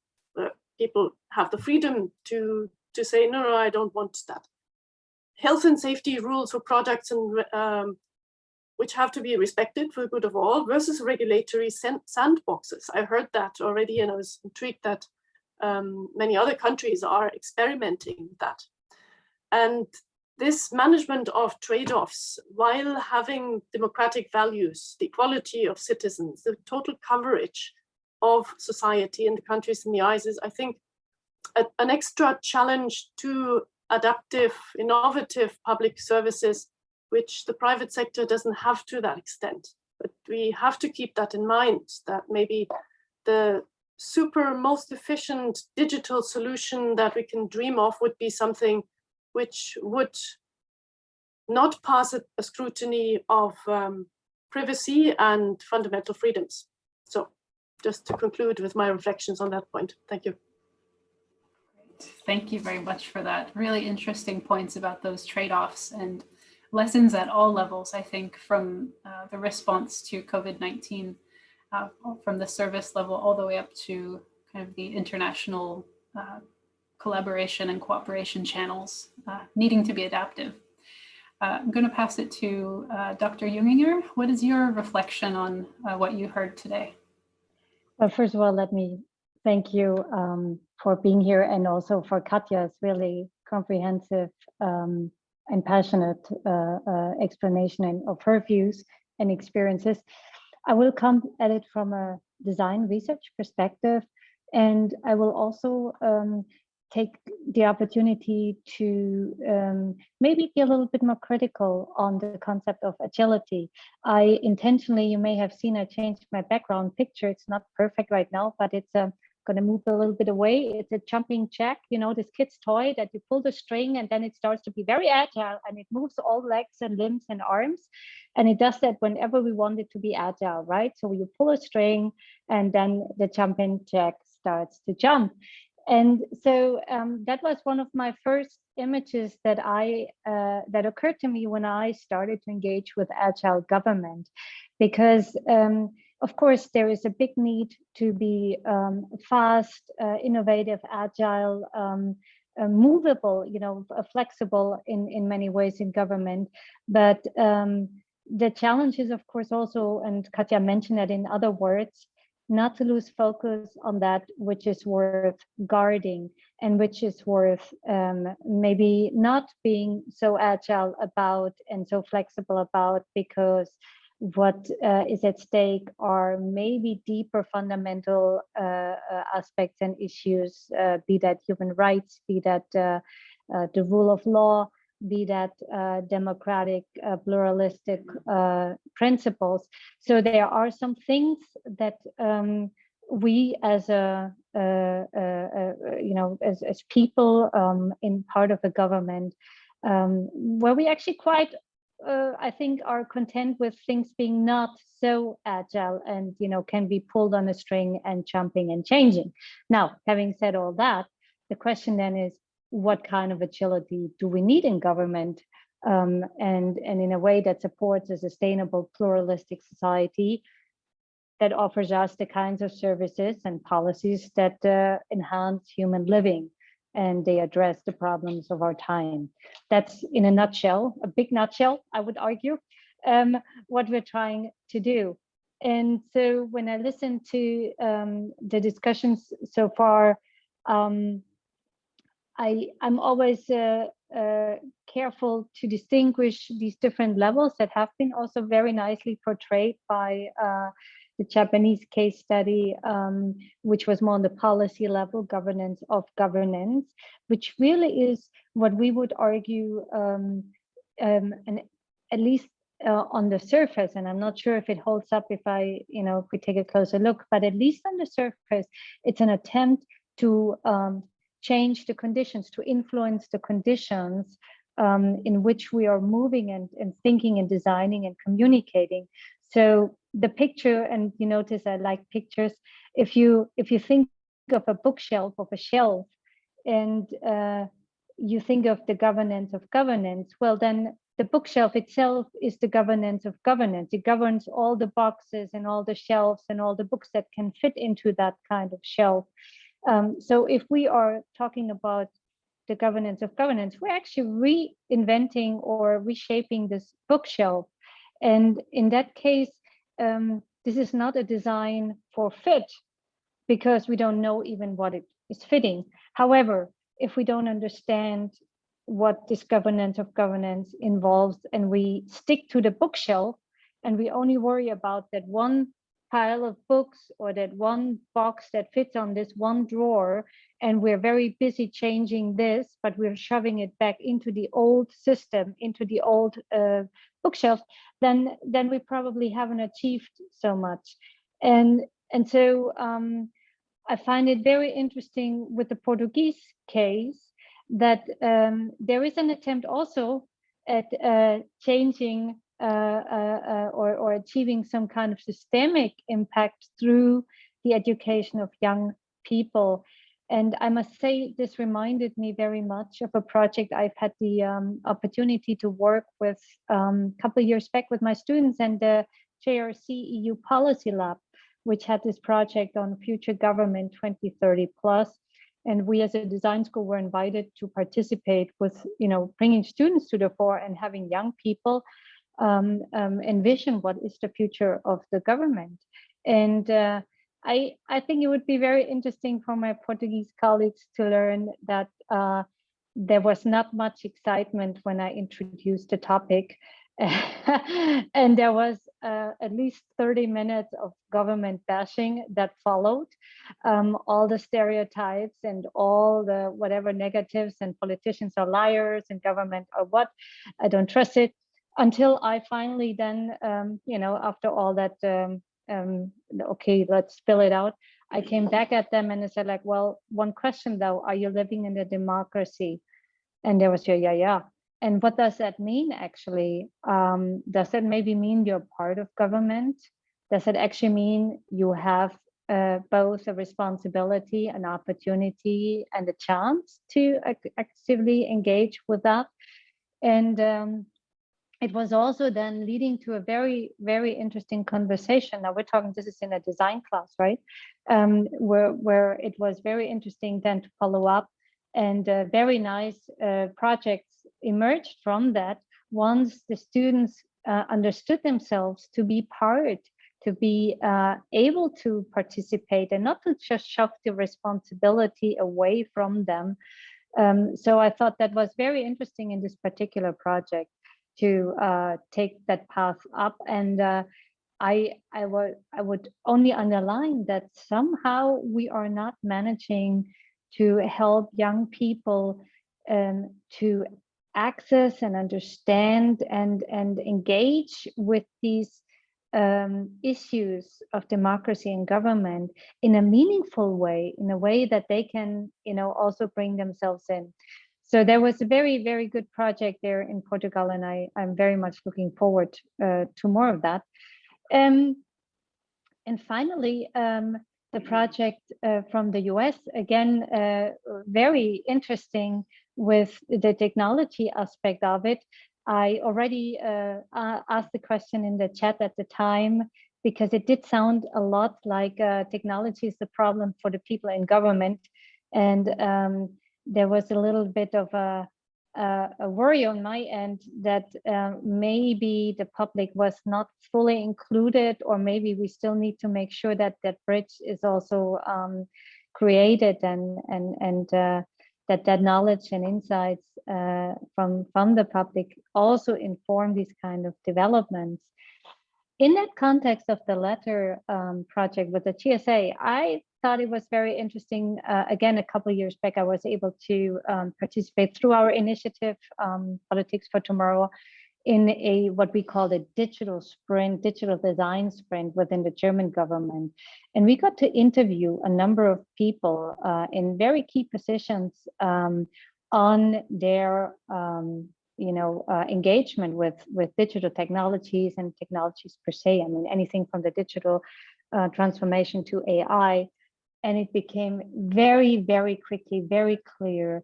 And most of you may already be aware of that, but the knowledge is not there in government. I mean, it's not only that people who are in the window, in the front office, don't have maybe access to good technology and decent equipment and appropriate software.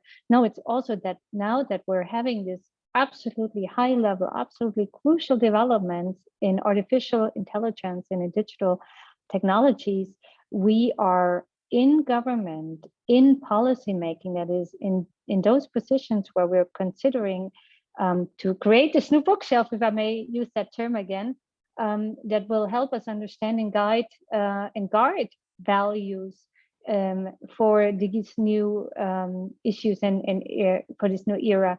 We are not very well situated to cope with that.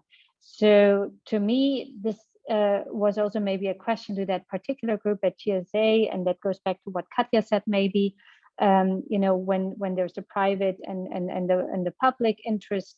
I'm all for private and public collaborations, partnerships, but there are really good arguments to be made that much of this knowledge and much of this expertise has to also be finally developed and situated within government.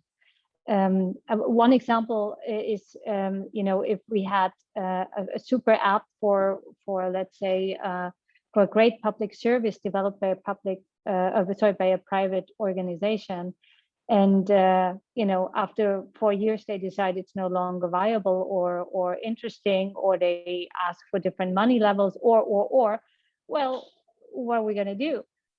There are different interests, and that's fair. Nobody should work for free. Everybody should be able to do their thing, but there are other aspects, and Katja again pointed it out, that are needs from the government that need to be met differently. And I see that as one of the challenges in this particular project. I have a long list that I happily share about my thoughts on Agile in government, but I don't want to tread on this right now. I'd rather hand it over to Pirit so she gets her say too. Thank you. Thank you so much, Sabine. And well, I'll be short so we can actually get into the debate between the kind of the critical sides. I really liked what Katja was also saying about the kind of the negative side, or the kind of critical elements, that not everything that we do in an adaptive or agile world is going to work out. And this was also reflected from the 10x example from the US, which was that the point of actually having an adaptive approach is that we don't, in a kind of complex situation, we are in an uncertain situation. Everybody kind of understands it at the moment in the COVID-19 context. And when we are making choices and adopting different types of innovations, or we are kind of experimenting on the go, is that we shouldn't overcommit too much. We should actually have a kind of a nimble experimentation approach to that, so we can actually see how that volatile context responds. What do we learn from that situation? And that's kind of really a big balance, is to say, like, we're doing things in an active way, or as Katja was also saying, that sometimes we overreact and we become overconfident in our kind of responses for countries as well, to say, now we will legally criminalize misinformation, and we don't take the reality of the information space that we actually are in into account.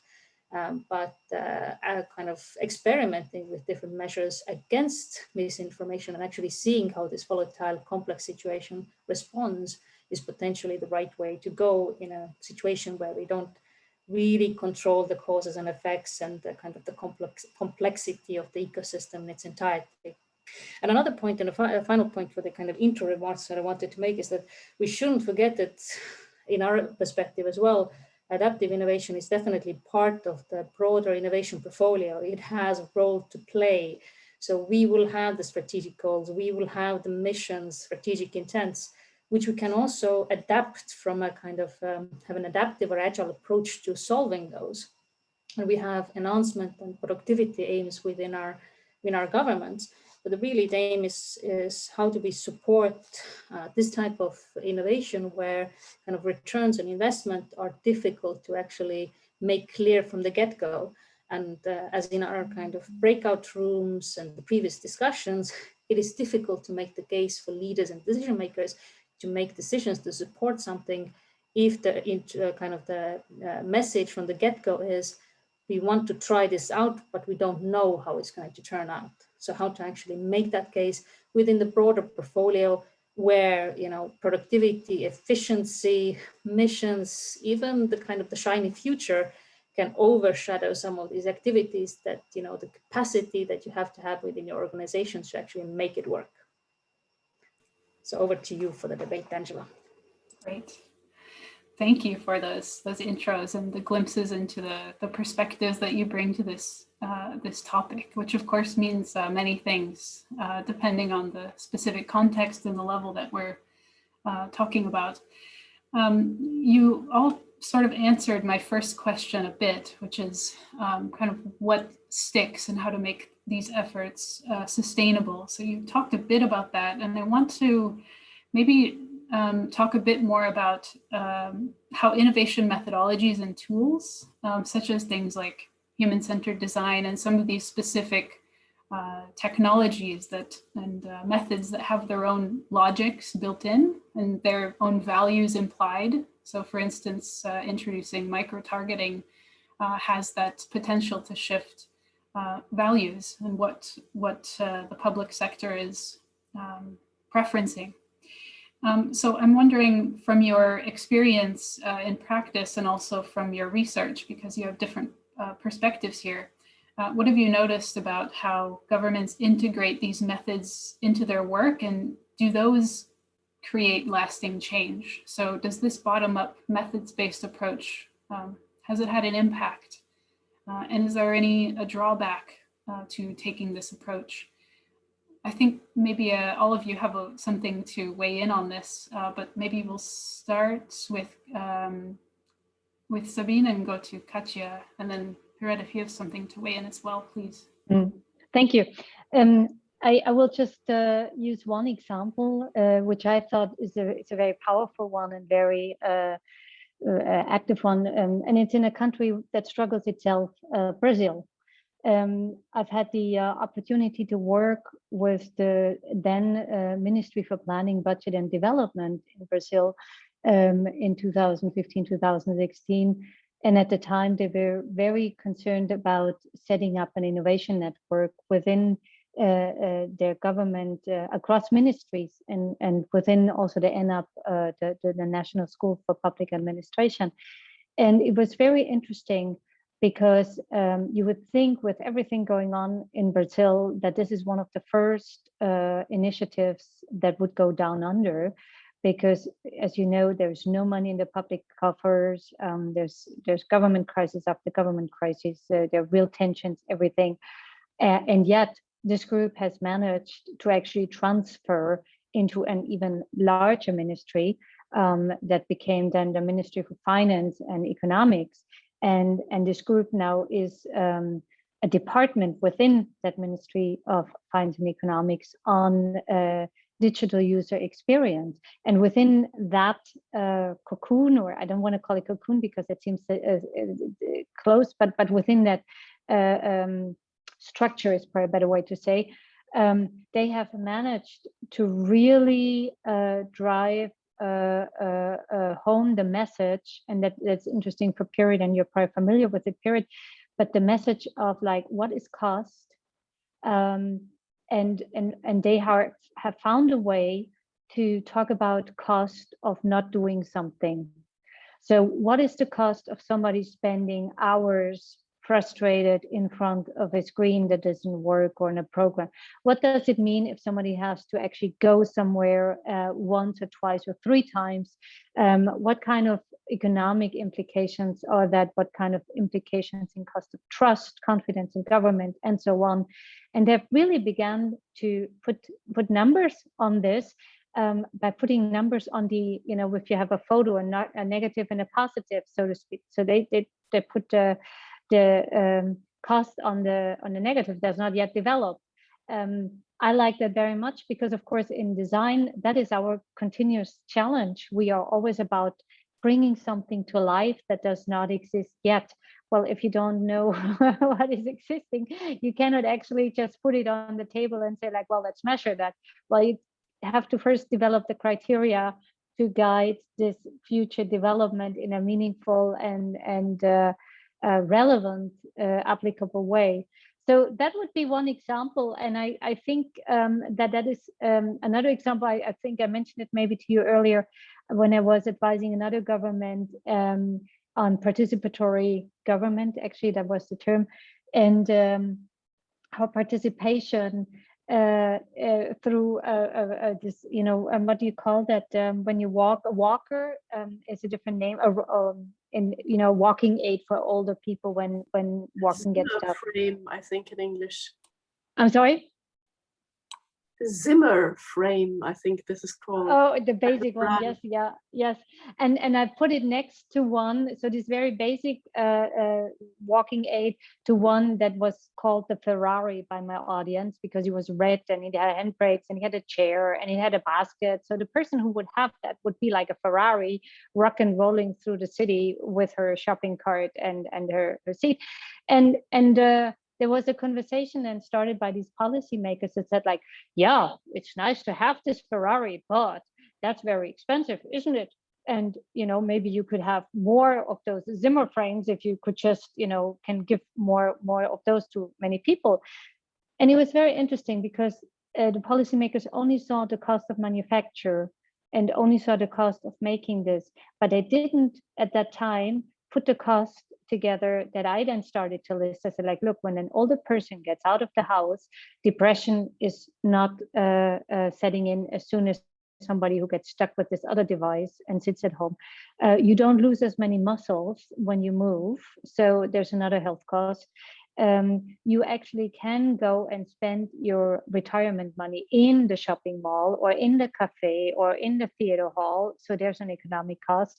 And you can actually also maybe volunteer and do some homework supervision or in the library, some voluntary services. That's an economic cost. And so we have to learn to speak into these other economic costs, you know, what we are often calling externalities in other economic contexts. So this is how we need to start talking about that. So that would be my example and my answer to your question. Katja, do you want to weigh in on how we determine what stays and whether this kind of bottom-up methods-based approach has lasting impact? Yeah. No, thank you very much. And just to say, I love the idea of Sabine on the cost of what do we not do. There was a couple of years ago, I think in 1988, for those who live in the European Union, they may remember the Cecchini report on the cost of non-Europe. And it would be lovely to have maybe an OECD report on the cost of non-innovative public administrations. Because there is definitively a point in factoring in the externalities and not only the direct transfer, which many politicians look at, and also at European Union level it's looked at.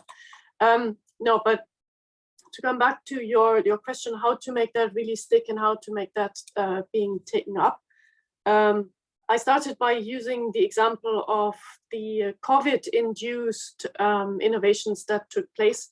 And I did so after hearing from our US colleagues, one of the principles, fail fast and fail small. I mean, unfortunately, we couldn't do it small this time around. this had to go full throttle from day one, or you would have faced an even worse human toll than we had. However, I think we should really take stock and analyze and learn from what has happened, what has worked, and so on. And hopefully, being an optimist, there is an acknowledgement of our political leadership to see that not only crisis should induce innovations and changes and adaptations, etc., but this should be the general yardstick.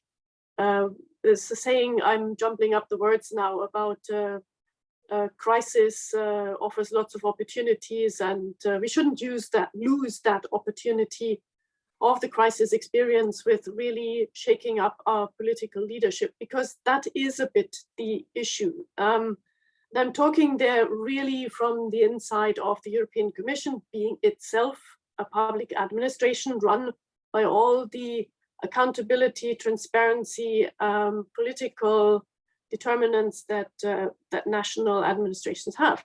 So have we. Every 5 years, our top leadership is exchanged almost fully, and sometimes fully. There is no institutional memory left among our top leaders, called commissioners, vice presidents, and presidents.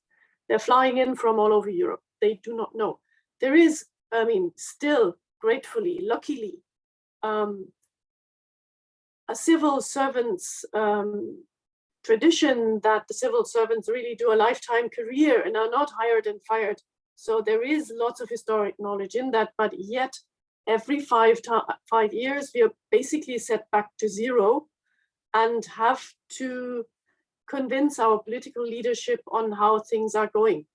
And unfortunately, and Andrea Erde, who is the expert and much longer involved in this, it takes really a lot of stamina not to give up, to break again the silos which are there, to again say, no, our organizational culture does allow, and there are many people now familiar with co-creation and piloting things and so on. And yes, we do know how to frame certain risks and so on. So this is something which is really, really difficult to manage. And I acknowledge in national administrations, probably it's not much different from that. What the European Commission does to help the national administrations, apart from running interesting projects together with the OECD like this one and disseminating and sharing knowledge, there's also a lot of financial incentives, put it very flatly. So when I heard about the many digital transformations in the governments at all levels, which are welcome, they're not all, but they're a part of this. Definitively, the European Commission puts out money in the shape of funding programs to take these things up and encourages the member states to at least financially de-risk a bit this step into a more adaptive public sector. Where I think we still need to be a bit more strong is that it's not, who said that? It's not only about technology, or also from the US. Thank you very much. It's also very inspiring to listen to our colleagues from across the big lake. So it's not only technologies. We need to put that into a wider frame. We need to change the backstage. We need to change the administrative cultures. We need to rethink all the processes which are behind that. But at least by financially de-risking, I think the Commission does already help a little bit for this to stick, and for the member states having the courage to take that up more broadly. Thank you. Great. I think, Pirette, you get to have the last word here because we need to wrap soon, but I know that you've been thinking a lot about this cost of doing nothing and the timescales and the political pressure to show something. But with adaptive, often there's no baseline for new things that emerge. So what can you tell us in just a couple minutes, if you can, on this topic of this cost of doing nothing? Thank you so much, Angela. I think every evaluation scholar or public administration scholar has heard about the 3 E's of economy, efficiency, and effectiveness. And adaptation really doesn't really kind of fit into those kind of buckets. So what we need is to add another 4th E, which is efficacy. So the ability to actually take action when you see that the things are going to a different direction, and how to kind of make the case and evaluate. And we also see that, things don't always work out. That's why we experiment and test things. So our evaluation methods actually have to match the type of an innovation that we're dealing with. And there are actually evaluation methods not applied very often in the public sector context that could match adaptive innovation, from outcome harvesting, mapping, that could actually get to those shared outcomes that Sabine was talking about, in terms of not looking for the public sector outcomes, but also shared outcomes with citizens and other participants, but also in terms of contribution analysis, process analysis, nimble RCTs, and so forth, because these are evaluation methodologies that actually develop while your project develops. Doing something ex ante in an uncertain, complex situation is not going to be helpful. And then doing ex post so far along, while the complex situation actually develops, is also not helpful. So producing that knowledge on the go with the project is the most useful way to actually go forward. And there's a huge but, in a sense, that was mentioned in the sessions as well, like where do we actually find the time to do that?